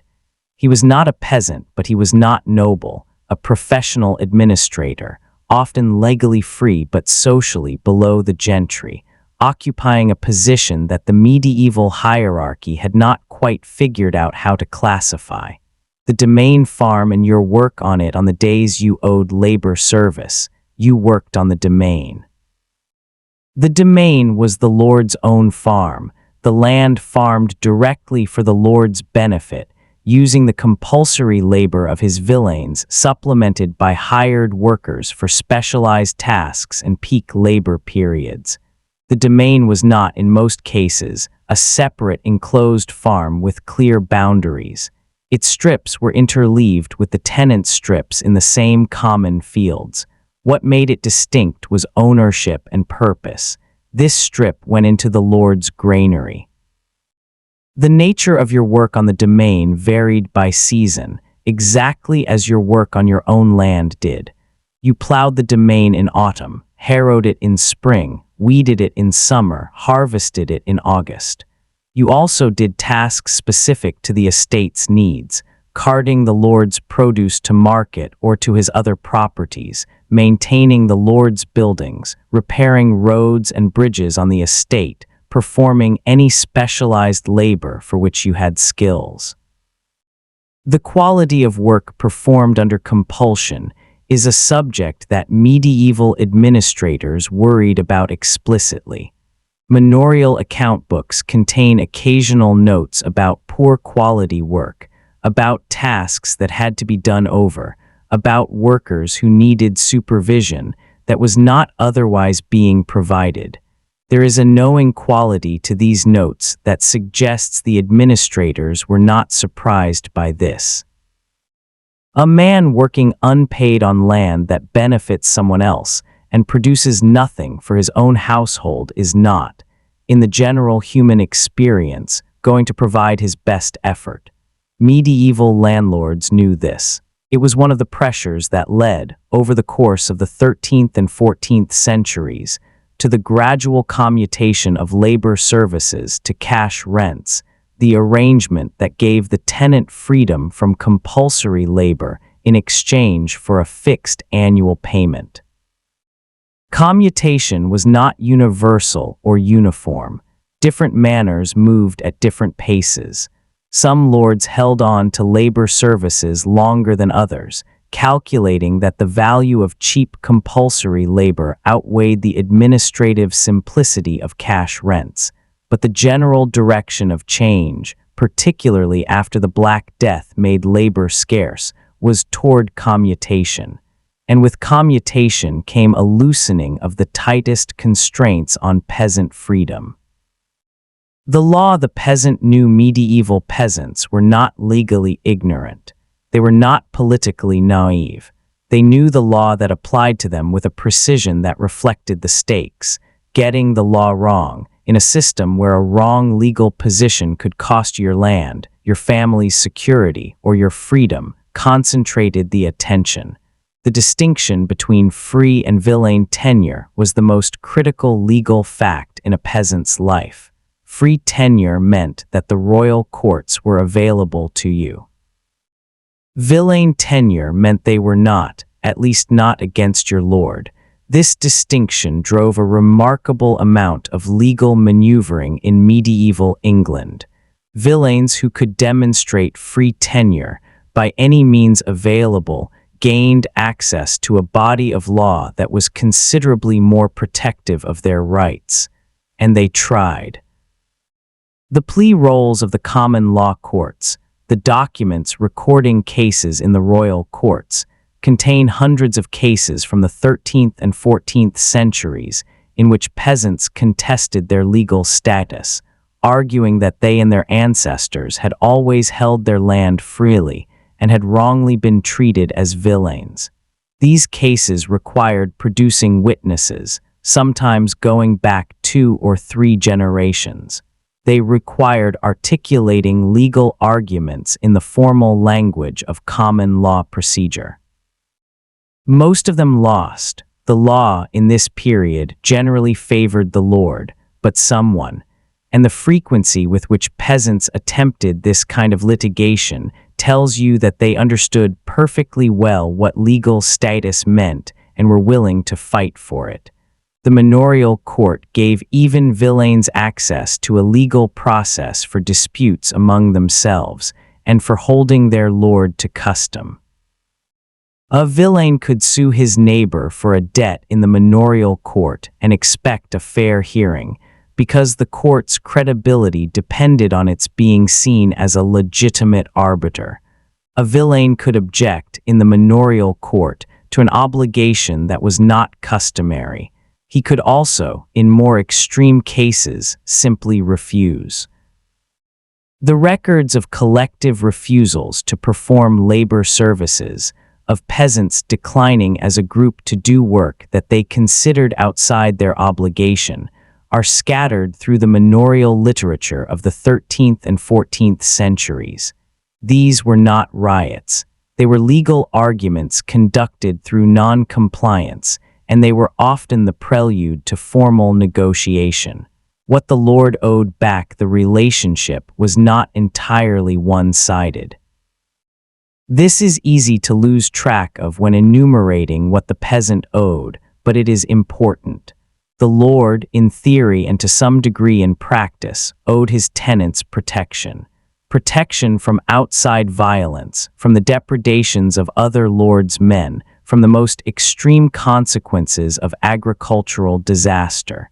In a period without police or standing armies, the lord's ability to deploy force in defense of his tenants had real value. He was also supposed to provide seed grain to his tenants in desperate years, and the manorial records contain instances of lords doing exactly that, loaning grain from the domain stores to tenants who had run out, to be repaid at harvest. This was not generosity in the modern sense, it was economic self-interest, because a tenant who starved to death or fled was worth less to the lord than a living tenant producing crops and paying obligations. But the practical result was that the lord functioned, in bad years, as a kind of emergency lender of last resort.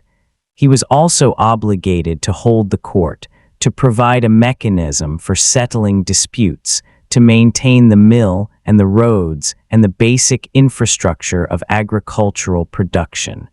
The degree to which lords actually fulfilled these obligations varied enormously. But the obligations existed, they were recognized as existing, and peasants who felt they were not being honored said so, in court on the record. The lord who was absent, neglectful, or who failed to provide what custom required could find himself in a dispute with his own tenants that was embarrassing, expensive, and difficult to resolve. The medieval peasant, in other words, was not simply subject to power. He was a participant in a relationship that had terms, even if those terms were unequal, even if the power to enforce them was distributed very unevenly. Understanding that relationship, knowing what was owed in both directions, was one of the most important kinds of knowledge a medieval peasant possessed. You have dealt with the Lord. You have dealt with the church. You have fed yourself, worked your fields, maintained your house, and occasionally argued with your neighbor Walter about that boundary. Now I want to talk about the person who has been present in every single chapter of this story without being the main subject of any of them. The person who brewed your ale, midwifed your children, worked the strips alongside you, and whose life, it turns out, was both more constrained and more interesting than the standard account suggests. The woman in the field, her name was Agnes. Her name might have been Agnes, or Emma, or Alice, or Marjorie, or Joan. The women of the medieval English village are better documented than historians once assumed, primarily because they appear in the manorial court records, as plaintiffs, as defendants, as witnesses, as the subjects of presentments, as the parties to land transfers and marriage negotiations and disputes about ale quality. Because Agnes, if she was an alewife, appeared before the manorial court's ale tasters whenever they checked the quality and price of the ale she sold. The ale tasters were officials whose job was to ensure that the ale sold in the village met the standards set by the assize of bread and ale, a royal regulation, periodically updated, that set prices and quality standards for the two most basic commodities. Most alewives were fined regularly, not because their ale was necessarily bad, but because the fine was, in effect, a license fee, a predictable administrative cost of doing business that everyone understood and budgeted for.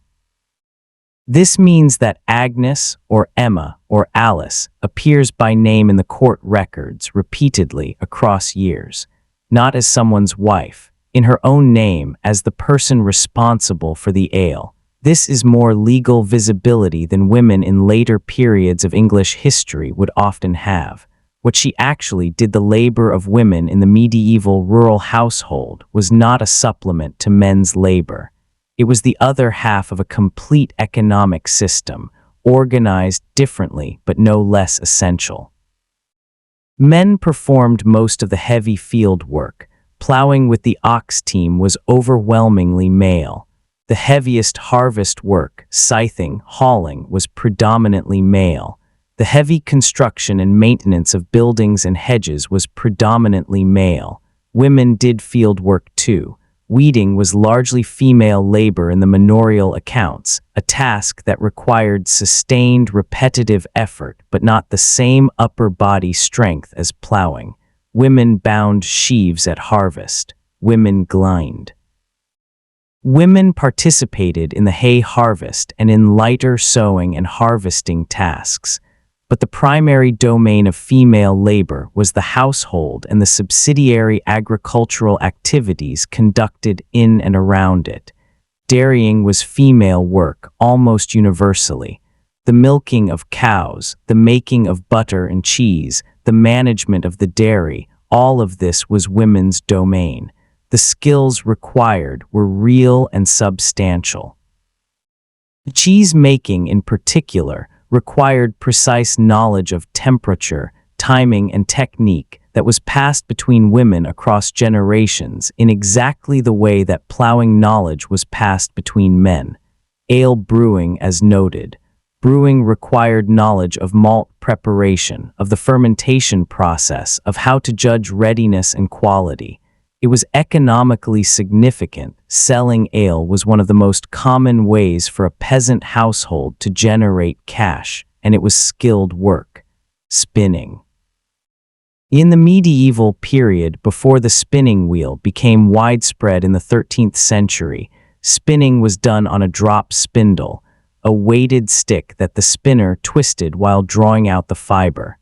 After the spinning wheel arrived, production speed increased significantly, but the fundamental task, turning raw fiber into thread for weaving, was female labor, performed in almost every household constantly in the background of other activities. The phrase spinster, meaning an unmarried woman, derives from the fact that spinning was the default occupation of women without other immediate domestic responsibilities. They were spinning women.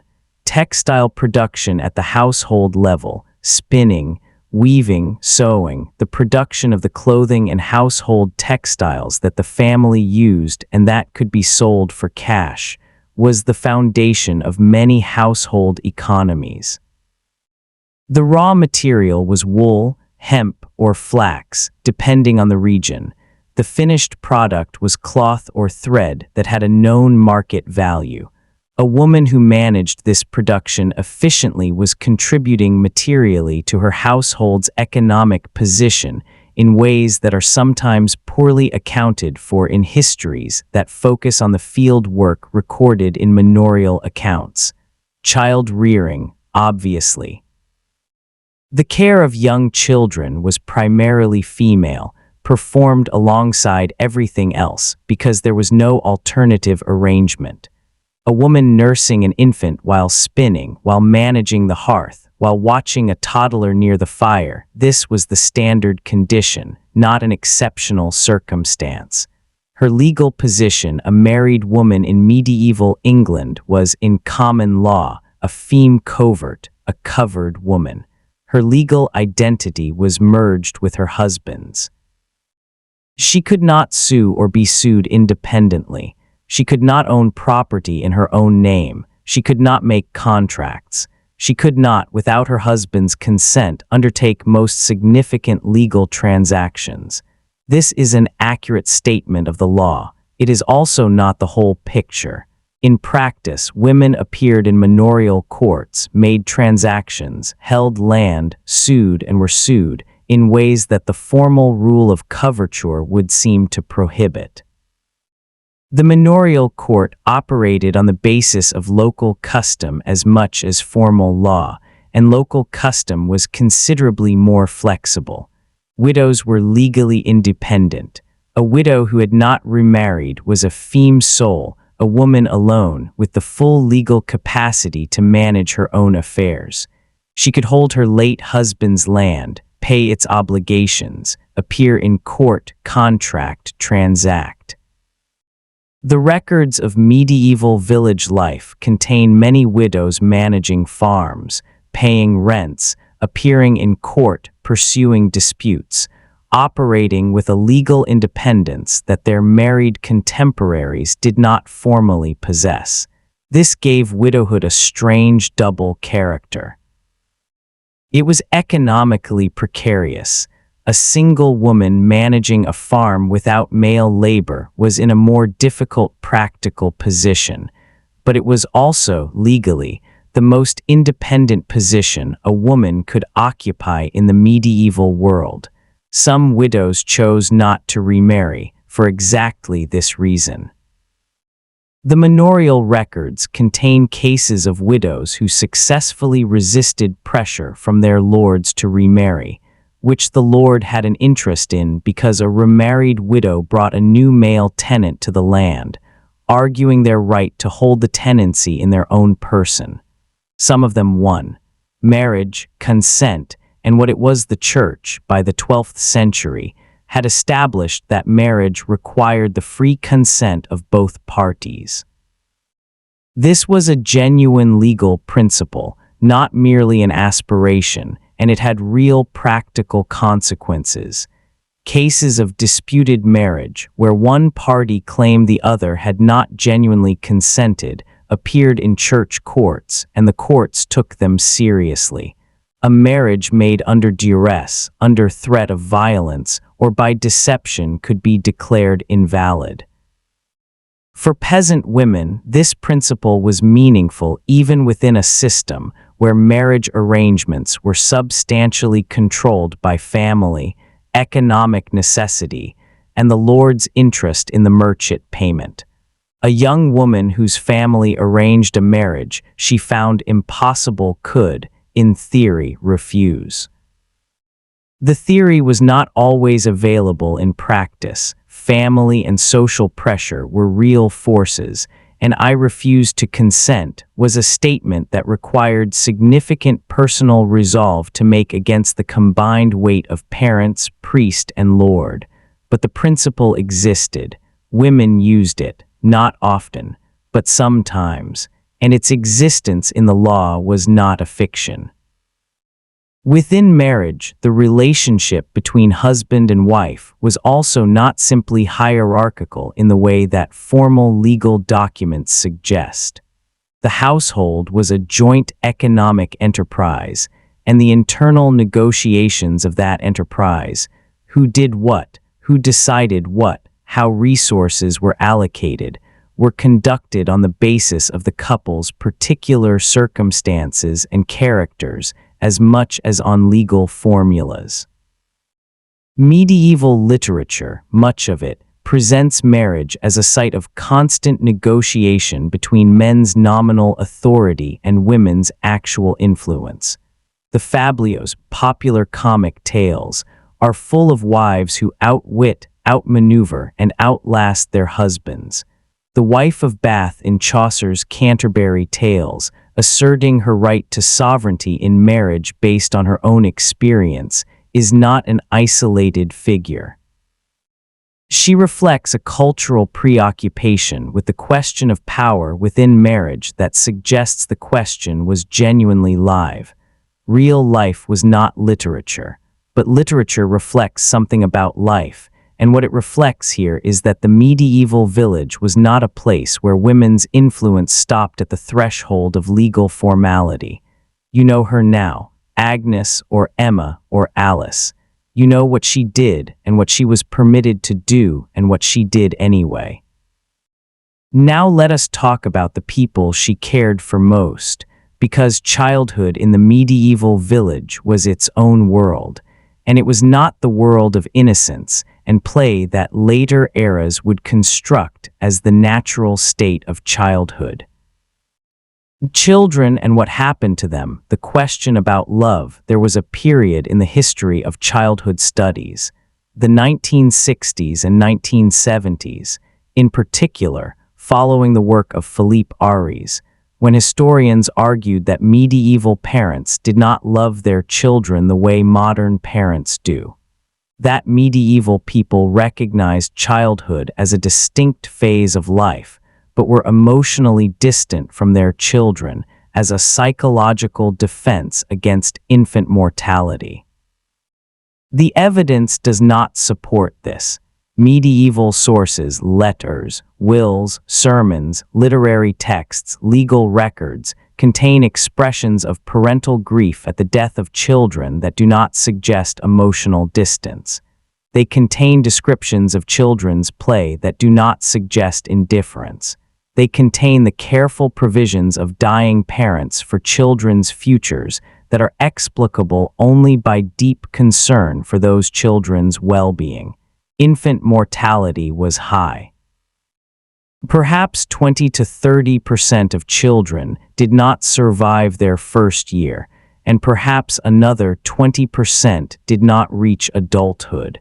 This is a devastating statistical reality, but there is no evidence that medieval people responded to it by not caring.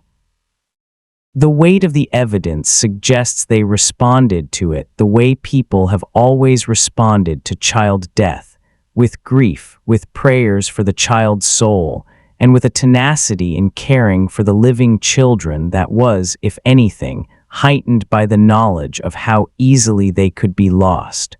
The first years you were baptized within days of birth. This was not a preference. It was an emergency. Unbaptized infants who died were denied Christian burial and consigned to the theological uncertainty of the limbo, a concept that generated significant anxiety in the medieval period. The urgency of baptism meant that newborns were taken to the church almost immediately, often before the mother had fully recovered from labor, and given a name, godparents, and membership in the Christian community in a ceremony that, whatever its cosmic function, also marked the child's social arrival. The godparents were important. They were chosen from among the family's network of neighbors and kin, sometimes from higher up the social ladder, if a wealthier neighbor could be persuaded to stand as godparent to a peasant child. The godparent relationship created a bond of spiritual kinship that had practical dimensions. Godparents were expected to provide gifts, to contribute to the child's welfare, and potentially to support the child if the parents died young. Infants were swaddled, wrapped tightly in cloth bands that immobilized their limbs. The practice looks cruel from the outside and has sometimes been interpreted as evidence of parental coldness. It was in fact protective. Swaddled infants were less likely to scratch themselves, less likely to crawl into the fire, easier to carry while working, and believed by contemporary medical thinking to help the limbs grow straight. Whether it worked for that last purpose is a different question, but the practice was not indifferent. It was careful. Breastfeeding was universal among peasant mothers. Wet nurses were an aristocratic luxury unavailable at the village level, and the evidence suggests it typically continued for 2 to 3 years.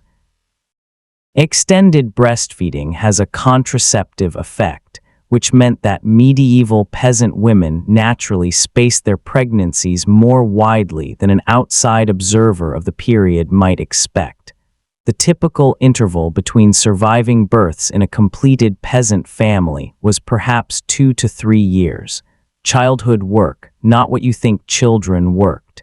In the medieval village, children worked. This is a fact that requires contextualizing rather than catastrophizing. The work children did was appropriate to their age and capacity. Young children watched younger siblings. They chased birds away from the newly sown fields. They herded geese. They gathered firewood and kindling. They carried messages. They helped with simple garden tasks. None of this was industrial labor in the sense that the Victorian period would understand. Children in medieval fields were not working 10-hour days in conditions that destroyed their health. The integration of children into agricultural life was also, in an important sense, an education. A medieval child learned to farm by farming, alongside adults who taught through demonstration and correction, in the way that almost all practical knowledge in pre-literate communities is transmitted. By the time a boy was 12 or 13, he had several years of genuine agricultural experience and was a genuinely useful member of the farm workforce. This was not exploitation. It was the way the system reproduced its own knowledge. Children also played. The evidence for children's play in medieval England is scattered but consistent. Toys recovered from archaeological sites include carved wooden dolls, small animals, spinning tops, and balls. Manuscript illuminations occasionally show children playing recognizable games, a form of tag, a form of football, games with sticks. Medieval adults played the same games, because the distinction between adult play and child play was not as firm in the medieval period as it became later.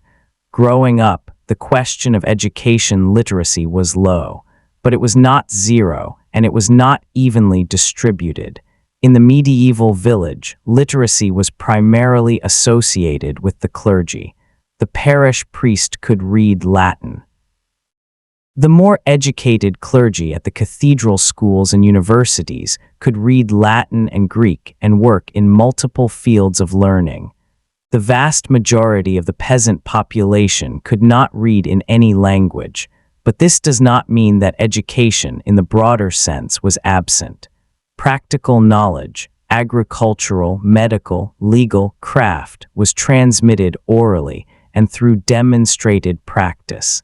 The body of knowledge held within a medieval village was substantial. It included the entire accumulated agricultural wisdom of the community, which soils needed lime, which fields drained well, which seasons called for which crops, how to repair a plow, how to manage an ox team, how to recognize crop diseases, how to preserve food for winter, how to treat common illnesses, how to navigate the legal obligations of the manor. This knowledge was not written down.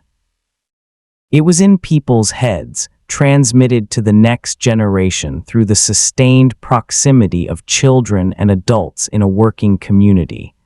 It was also periodically lost when a community was devastated by plague or famine, and the knowledge that should have passed from one generation to the next was interrupted.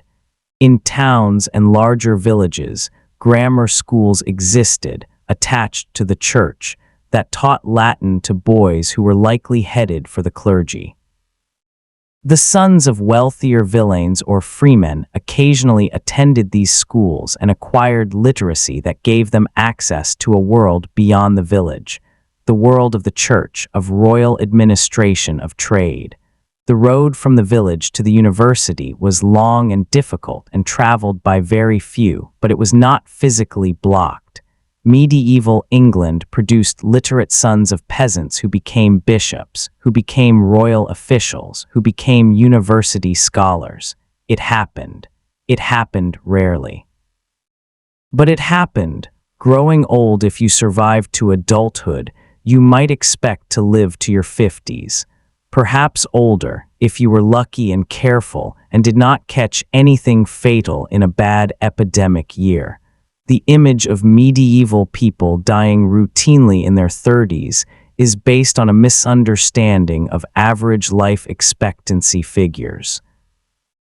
Average life expectancy in medieval England was low, perhaps 35 to 40 at birth, because that average includes all the infants and children who died young. If you survived to 20, your life expectancy at that point was substantially longer. Medieval records contain numerous people in their 60s, 70s, even 80s, living in communities and participating in their ordinary activities. Old age was not, in the medieval village, a time of retirement.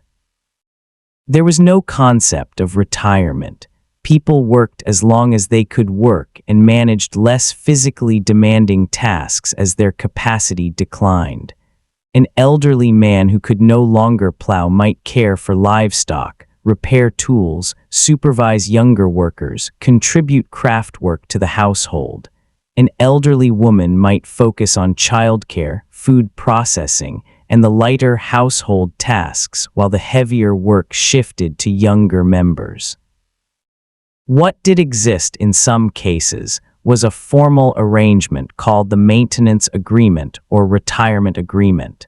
When a peasant tenant was no longer able to farm the land, he might formally transfer the tenancy to a son or another party in exchange for a guaranteed right to continue living on the property and to receive specific quantities of food, fuel, and support. These agreements were recorded in the manorial court. They were specific and legally binding. The retired tenant was entitled to a room in the house, a certain number of bushels of grain per year, a specified allocation of firewood, sometimes a cow or a pig, sometimes clothing. The party taking over the land was legally obligated to provide all of this. The manorial records also contain cases where these agreements were violated, where the son or new tenant failed to provide what had been promised, and the elderly former tenant appeared in court to complain, and the court ordered the agreement honored. These cases tell you several things. They tell you that there was a formal system for supporting the elderly in the medieval village. They tell you that it was sometimes honored imperfectly. And they tell you that old people in the medieval village knew their rights and were willing to assert them in court. That last part is consistent with everything else. You have watched the children grow and the elders age. Now let us do something that this script has been building toward since the beginning. Let us stop working for a moment, because the medieval peasant was not only a worker. He was also, when the calendar allowed, something else entirely. The feast day and the ale, the mathematics of rest in the 20th century, when historians of medieval agriculture began counting carefully, they made a calculation that surprised many of their colleagues. A medieval peasant, factoring in Sundays on which work was prohibited, the major church feast days on which work was prohibited, and the regular cycle of fasting and feasting in the church calendar, had something in the neighborhood of 100 to 150 days per year free from agricultural field work. Not free from all work. The household never stopped. Animals still needed feeding on Christmas morning. Fire needed tending on Easter Sunday. Children did not pause their requirements on Michaelmas, but field work, the heavy, organized, communal labor of plowing and harvesting and carting, stopped on these days. The number is arresting. It suggests that the medieval peasant worked hard but not always, and that the rhythm of his year included regular, institutionalized interruptions that modern labor arrangements do not quite match. The feast days were not rest in the passive sense. They were active. They were, in many cases, the most socially intense days of the year. The alehouse village social life. The alehouse was the social center of the medieval village. It was typically not a purpose-built structure. It was someone's house, usually the alewife's house, in which ale was sold, and the sign that it was open for business was a branch or a bush hung over the door, which is the origin of the phrase "good wine needs no bush" from Shakespeare. When you saw the bush, the ale was ready.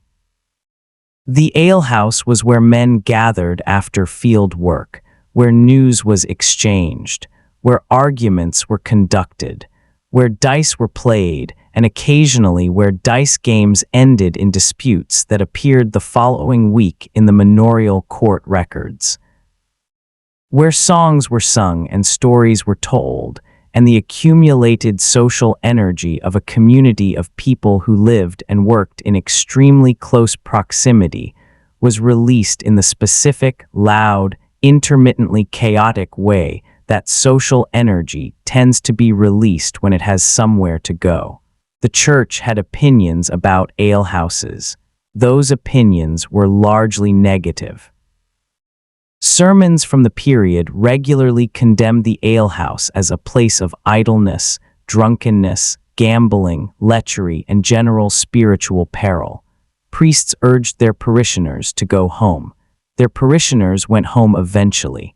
Ale was regulated by the assize of bread and ale, as noted, and the court records suggest that ale quality was a matter of genuine community concern. Bad ale, ale that was thin, sour, watered down, incorrectly measured, generated complaints. The ale tasters performed their duties. Fines were levied. Standards, within the limitations of home brewing without modern quality control, were maintained. The social function of the alehouse was also economic. The alewife who ran a successful brewing and selling operation was generating income for her household through a business that was modest in scale but consistent in demand. In villages with several brewing households competing for the same customers, the quality and price of ale was a genuine competitive matter. The feast, what celebration looked like the major feast days, Christmas, Easter, Midsummer, the harvest feast, the patronal feast of the village church's saint, were occasions of communal celebration that had a character quite different from ordinary village life. Food was better. This is not a small thing. The feast day meal was often the occasion for eating meat that was not otherwise part of the regular diet, for drinking ale in greater quantity, for eating white bread rather than the coarser brown bread of ordinary days. The contrast between feast day eating and ordinary eating was sufficiently marked that the feast was remembered and anticipated for weeks in advance. Music. Medieval feasts were accompanied by music, instruments that appear in manorial records, church accounts, and literary sources include the harp, the fiddle, an early bowed string instrument, the pipe, the tabor, a small drum played with one hand while the other hand fingered a pipe, and the bagpipe. The professional musician, the minstrel or gleeman, was an itinerant figure who traveled between villages and manors, performing at feasts and celebrations for a fee. But music at village level was not exclusively professional. People sang. They played instruments. Dancing was a feature of most major celebrations, occurring in the churchyard, in the open space of the village green, in the hall of the manor house on occasions when the Lord's hospitality extended to his tenants. The dances of the medieval period are not fully recoverable. The steps were never systematically written down, but their existence is extensively documented in sources that range from approving descriptions of communal celebration to disapproving sermons about the inappropriate proximity of men and women in the round dances called carols. A carol in the medieval sense was a dance with sung accompaniment, a ring dance, people joining hands and moving together in a circle while singing. The Christmas carol of later tradition descends from this practice. Games. The medieval feast day included games that ranged from the gentle to the dangerous. Archery was practiced as both sport and military preparation. English yeomen were expected to maintain their archery skills, and butts were set up in most villages for regular practice. Football was played in a form that bears very little resemblance to the modern sport. Large numbers of people, a large open field or the streets between two villages, minimal rules, and an apparently unlimited tolerance for violence. The medieval football match between two villages could last all day and cover several miles, and injuries were common enough that the church and various royal and municipal governments periodically banned it, with roughly the effectiveness you would expect from that kind of ban: wrestling, running races, cockfighting, bear baiting where it was available.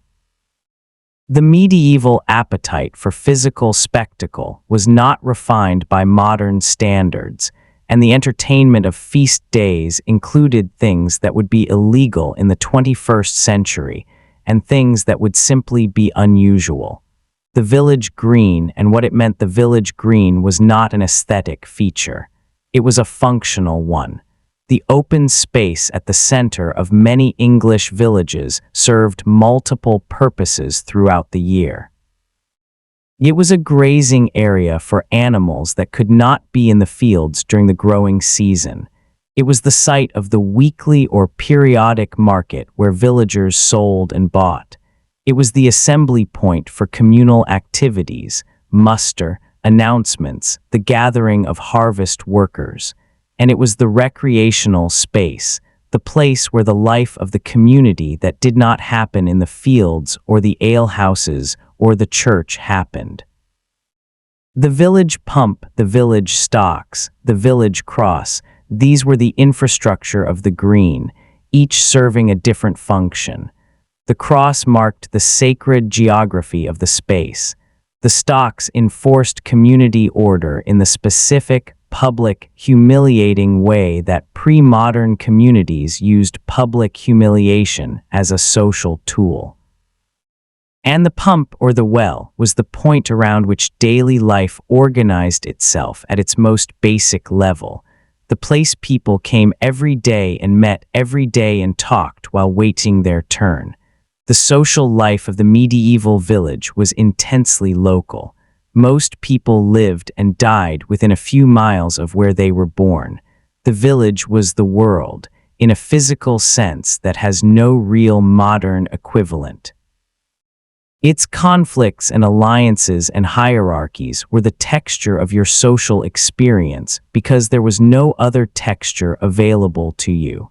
This is why manorial court records, with their disputes about stolen geese and debts unpaid and boundaries disputed and ale improperly measured, have the particular quality they have.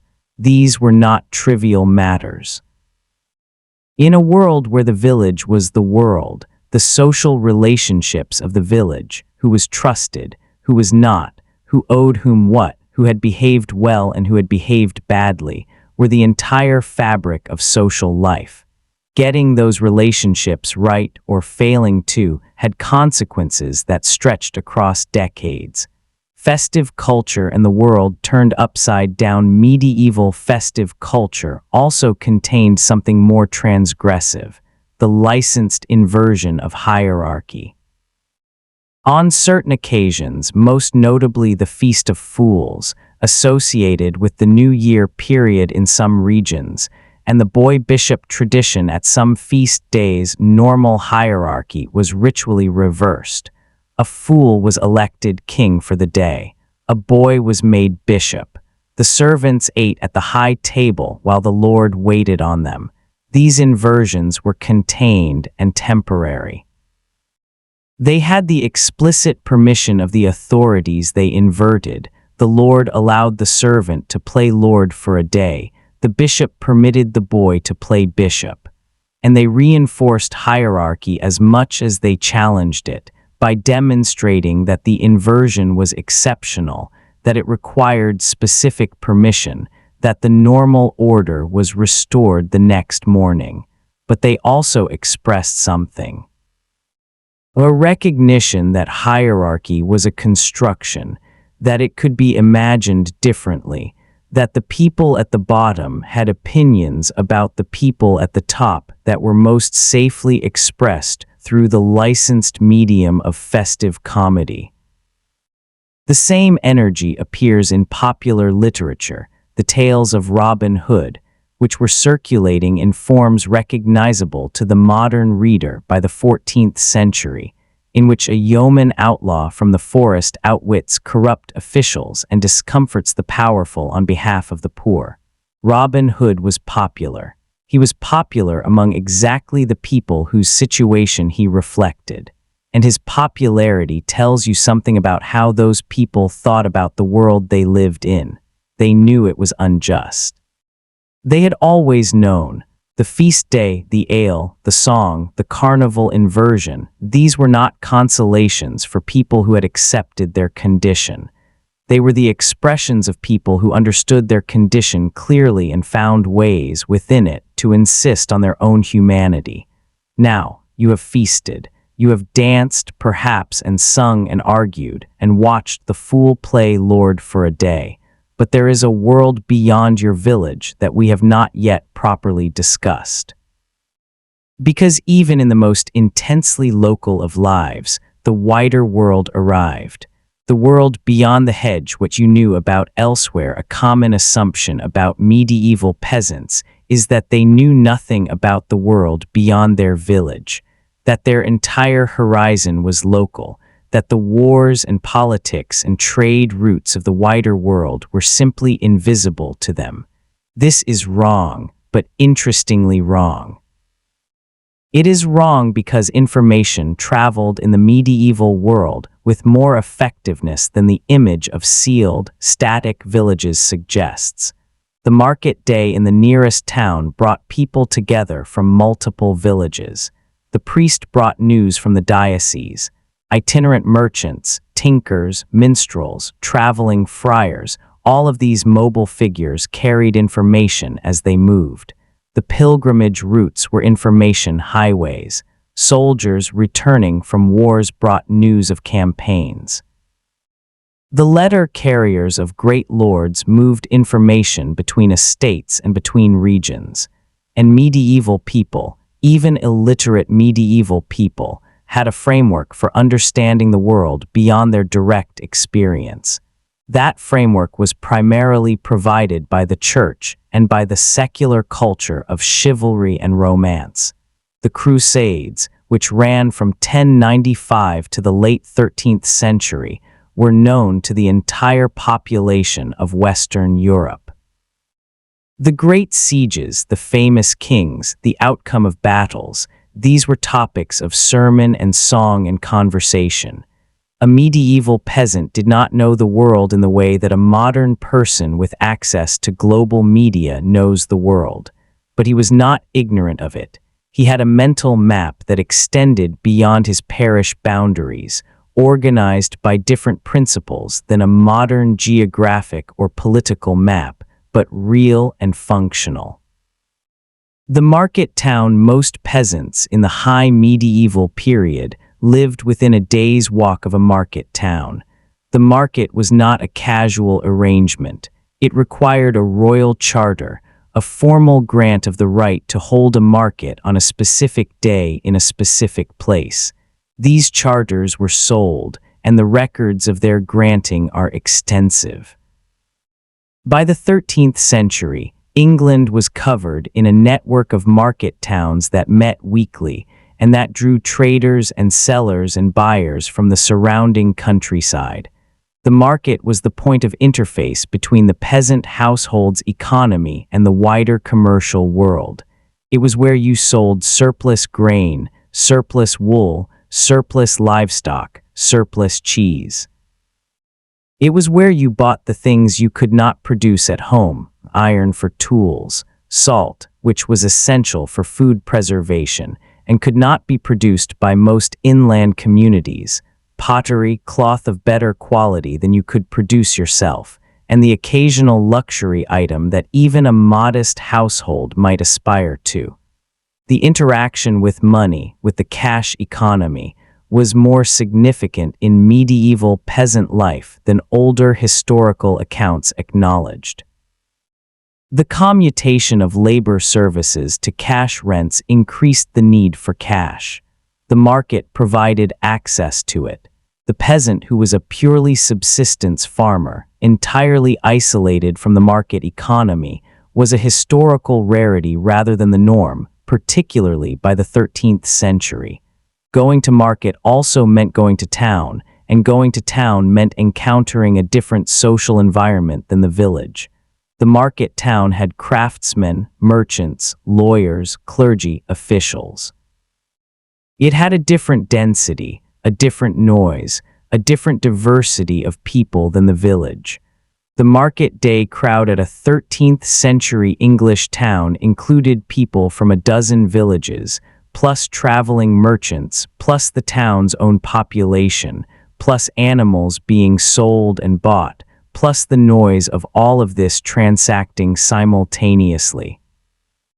For a person whose daily experience was the relative quiet of a rural village, the market town was stimulating, disorienting, and full of people who were trying to sell you things. The skills required to navigate the market successfully, to sell at a fair price, to buy without being cheated, to recognize quality in goods you did not produce yourself, to manage cash transactions, were real skills, and the people who possessed them well had an economic advantage over those who did not. The pilgrimage going on pilgrimage was, theoretically, within the reach of any medieval Christian. In practice, it required time, which meant someone to manage the farm while you were away, and money for the journey and the offerings and the accommodation. These were not trivial requirements for a peasant household. Going to Canterbury from a Midlands village was a journey of several days on foot and represented a significant disruption of the household economy. But people went.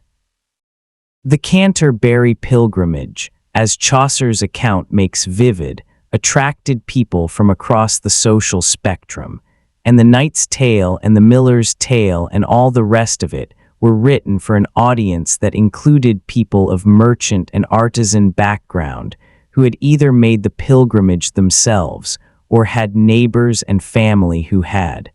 Going to a local shrine was more accessible. England was covered in smaller pilgrimage sites, holy wells, chapels associated with local saints, churches that housed relics that were within a day's journey of most villages. These local pilgrimages were popular and regular, and they served social as well as spiritual functions.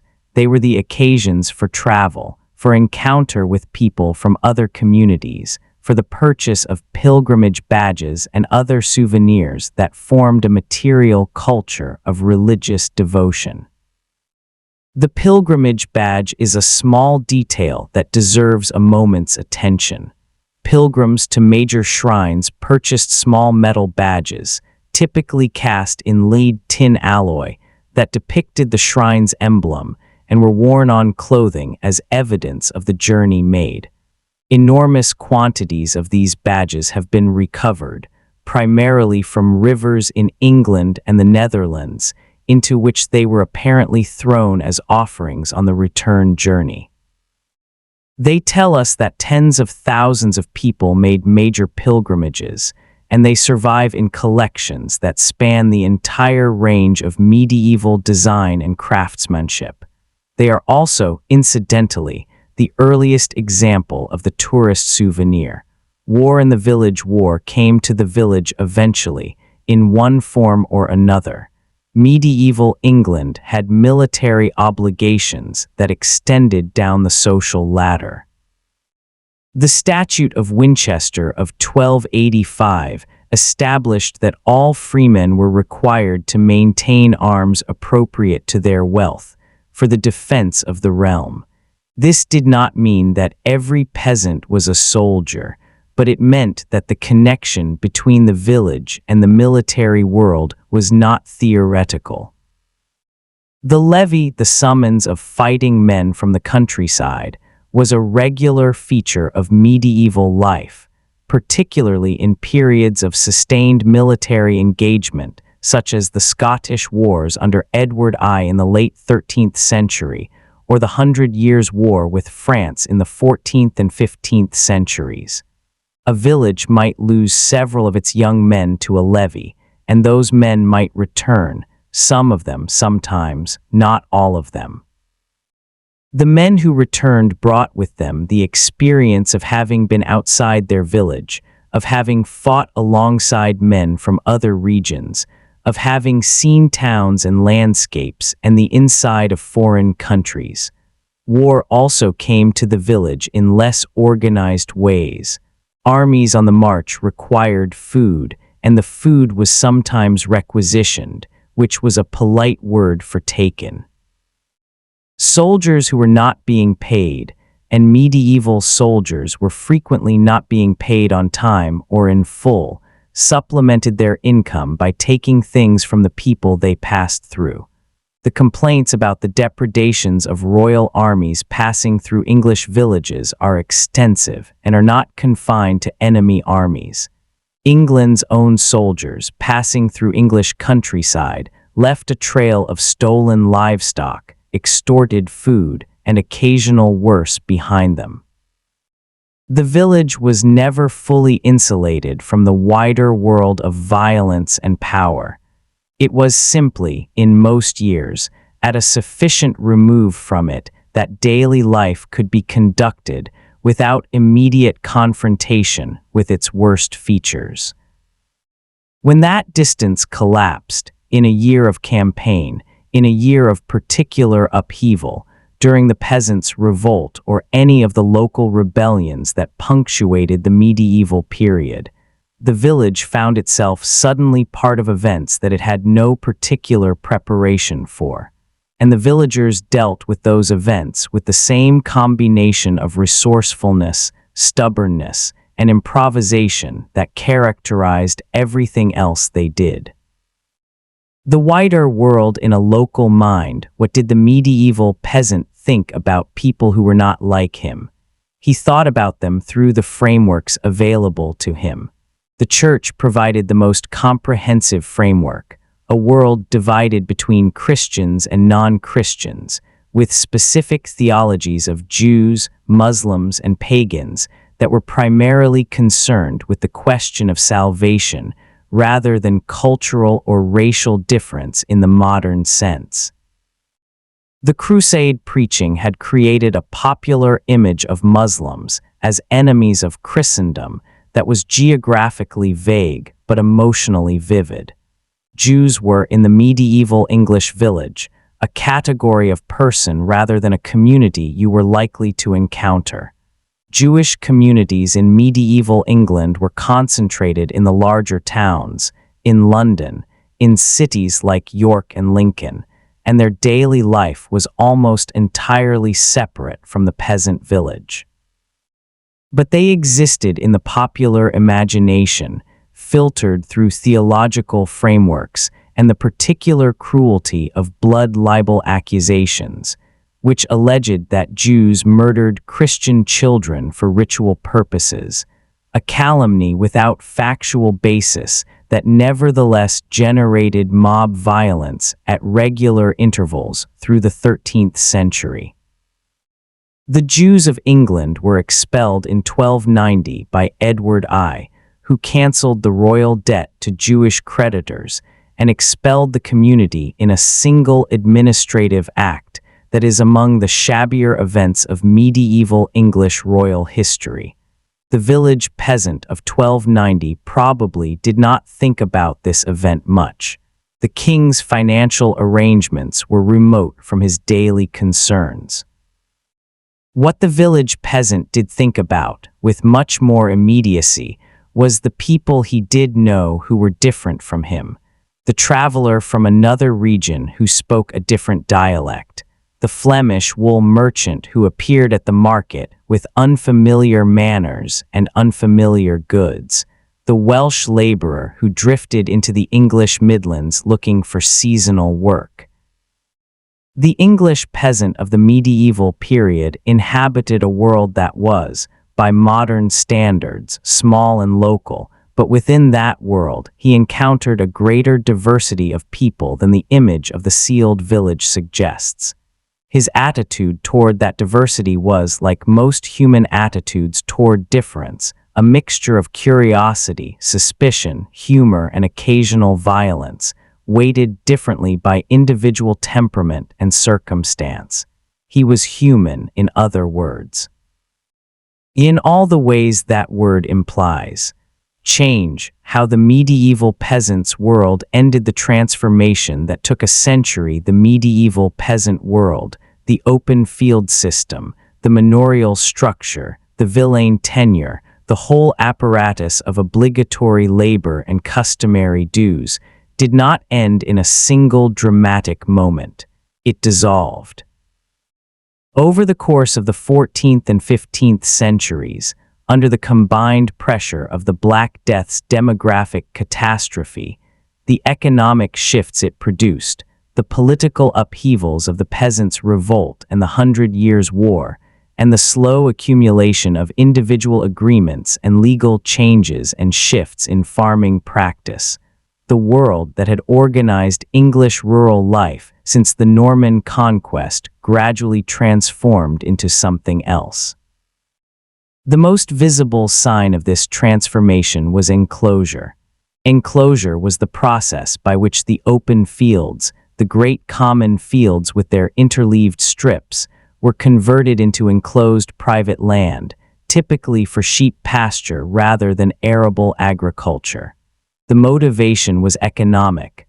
The wool market in the 14th and 15th centuries made sheep farming in England enormously profitable, and sheep pasture required far less labor than arable farming. A lord who enclosed his common fields and stocked them with sheep could produce income with a fraction of the tenants, the labor, the administrative complexity of the manorial system. The consequences for the tenants were catastrophic. They lost their strips. They lost their common grazing rights. They lost the livelihoods that had supported their families for generations. The village of Warham Percy, mentioned near the beginning of this script, was one of the English villages cleared for sheep in the 15th century. Its inhabitants, people whose families had lived on that land for 400 years, were evicted and told to find somewhere else to go. They joined a mobile population of landless rural poor that became a feature of the 15th and 16th century English countryside. They drifted toward towns. Some found work, some found nothing. The word vagabond, a wanderer, entered the English language with a specifically legal meaning in this period. A person without a fixed place of residence, without a master, without the social ties that the old village system had provided. The writers and administrators who commented on this population, and they were numerous and disturbed, blamed the enclosers.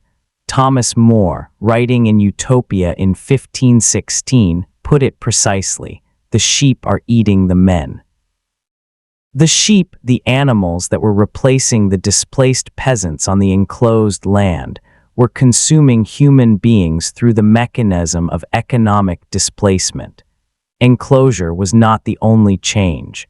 It was the most visible, the most brutal, the most widely discussed in contemporary writing. But the change was happening at every level. The end of serfdom villeinage as a legal status did not survive the 15th century in England in any meaningful form. The process was gradual and uneven. It was not accomplished by a legal act. There was no Magna Carta of peasant freedom, no single proclamation that abolished unfree tenure.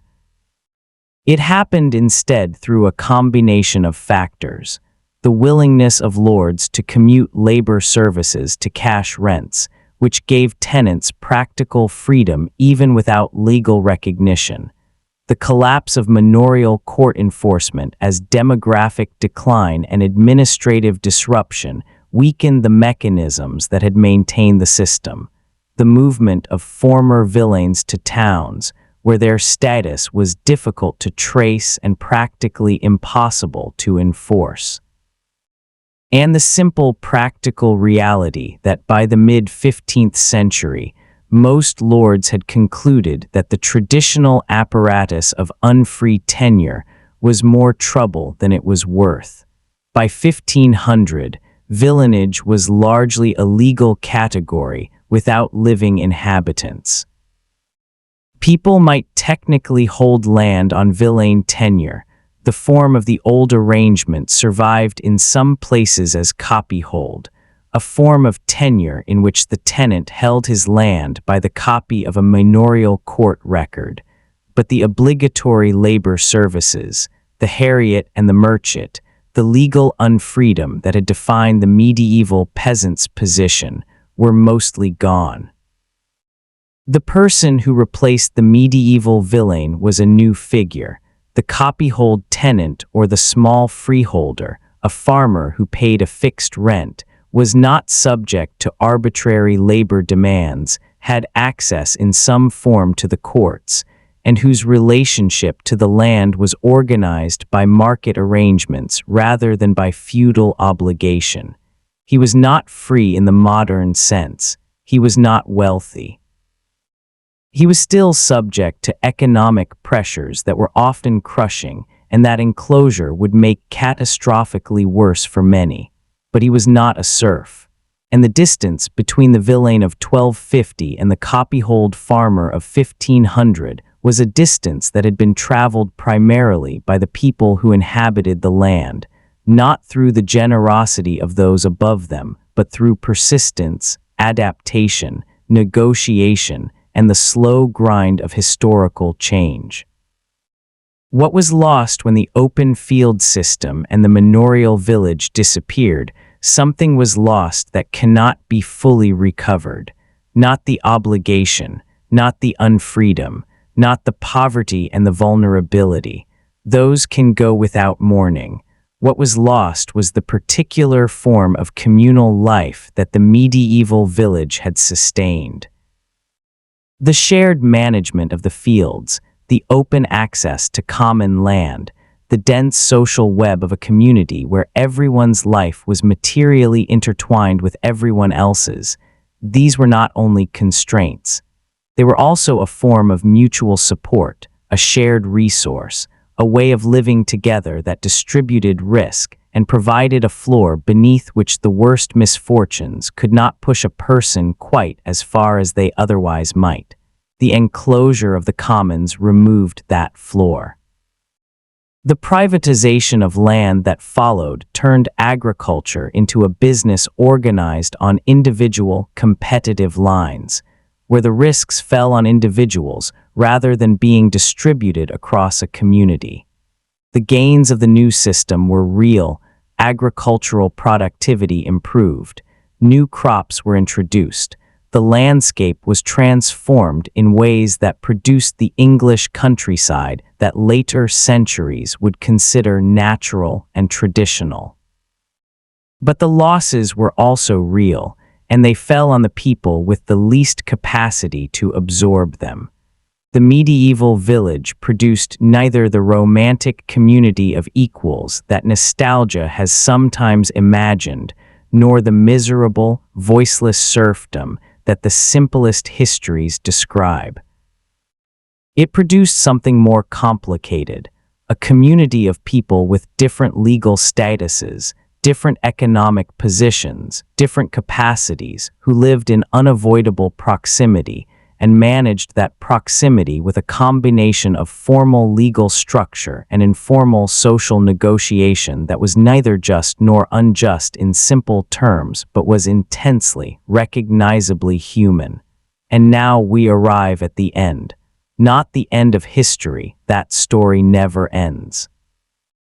But the end of this particular night, this particular walk through the medieval field, and there is something left to say that is not just a summary, not just a list of things you have learned. There is a reflection, because that is where the meaning lives. What was left behind the name you never knew somewhere in a manorial record in an archive in England? Perhaps the Winchester pipe rolls, perhaps the Halesowen court rolls, perhaps the estate records of Ramsey Abbey or Glastonbury or the Bishop of Ely. There is a name. Walter, probably, or John, or Agnes. This person held a strip of land 30 rods long. He paid his rent in October at Michaelmas, and the amount is recorded next to his name in a column that also shows whether he was a day behind, a penny short, a basket of grain over or under what he owed. He appeared in the manorial court in the spring of a year in the middle of the 13th century and objected to a labor obligation on the grounds that it had not been customary in his father's time. He lost the argument. He came home and ate pottage. He told his wife about the court, and she had an opinion about it, which she expressed in terms that are not recorded. He went to bed on a straw-filled pallet, in a room that smelled of smoke and animal, with the sound of his children breathing nearby and the fire banked against the cold. He woke the next morning before it was light and went back to work. That is the medieval peasant, not the shadow in the background of history. Not the colorless bulk population that existed below the level of interesting events. A person with a name and an argument and an opinion and a life that was hard in ways we should not pretend to romanticize and rich in ways we should not condescend to overlook. What it means now you live in a world that is the consequence of his world, not in an abstract sense, in a direct, traceable, specific sense. The fields of England were shaped by the open field system. The landscape, the particular way that English villages sit in relation to their land, the geometry of hedgerows and field boundaries, the placement of roads and paths that followed medieval tracks, still carries the imprint of decisions made by villeins and freemen and manorial administrators in the 13th and 14th centuries. The legal concepts that underpin your relationship to land, tenure, title, common rights, the principle that obligation runs in both directions, have roots in the manorial system and the arguments that peasants made repeatedly and persistently about what they were owed. The language you speak contains words that come from those fields: furlong, acre, harvest, till, croft. These are not archaic survivals. They are the vocabulary of a way of life that built the linguistic landscape you still inhabit. And the posture, the specific human posture of the person who understands that the system above them is imperfect and who argues with it anyway, who knows the rules and uses them, who insists on what is customary and refuses to pretend that injustice is natural. That posture also descends from the medieval village. It is in the peasant who appeared in the manorial court and objected to the new obligation. It is in the woman who refused to remarry after her husband died. It is in the community that collectively declined to perform the labor service that had not been owed by their fathers. These people did not change the world with a single dramatic act. They changed it by continuing to exist as themselves, fully and defiantly, within conditions that would have been justified by anyone with power as simply the way things were. The way things were is always argued. It is always contested. It has always been contested from the beginning in every era and every setting. That argument, that specific, persistent, often losing but never entirely stopped argument, is one of the oldest things in human social life. And it started, as much as it started anywhere, in a muddy field in medieval England, where a man named Walter came to work before it was fully light and knew, with absolute clarity, what he was owed. A last word before you sleep. This has been a long night. You have plowed a field. You have eaten pottage and drunk ale. You have argued with your lord and your neighbor and the ale tasters. You have attended mass in a language you do not speak, in a building whose painted walls told you everything the words could not. You have buried a child, maybe, or survived an illness, or watched the harvest come in against all expectation in a year when you were not sure it would. You have lived briefly and inadequately, and in the compressed way that listening to someone else's telling of it allows, something like the medieval peasant's year. It was not a good life in the way that we might measure goodness now. It was not safe or comfortable or long or free in any of the ways we have decided those words mean, but it was a life, real, full, particular, contested, a life in which the people who lived it knew what they were worth and said so clearly on the record, wherever the record was kept. That is what I want you to take with you into your night. The medieval peasant was not a victim of history. He was a participant in it. And so, if you are very quiet, are you? Thank you for spending this night here. If this is the kind of history you find yourself wanting more of, the kind that gets underneath the events and into the actual texture of life, then the quiet past is the place to be. Subscribe if you haven't, and leave a comment below telling me which part surprised you most. I genuinely read every one of them. Sleep well.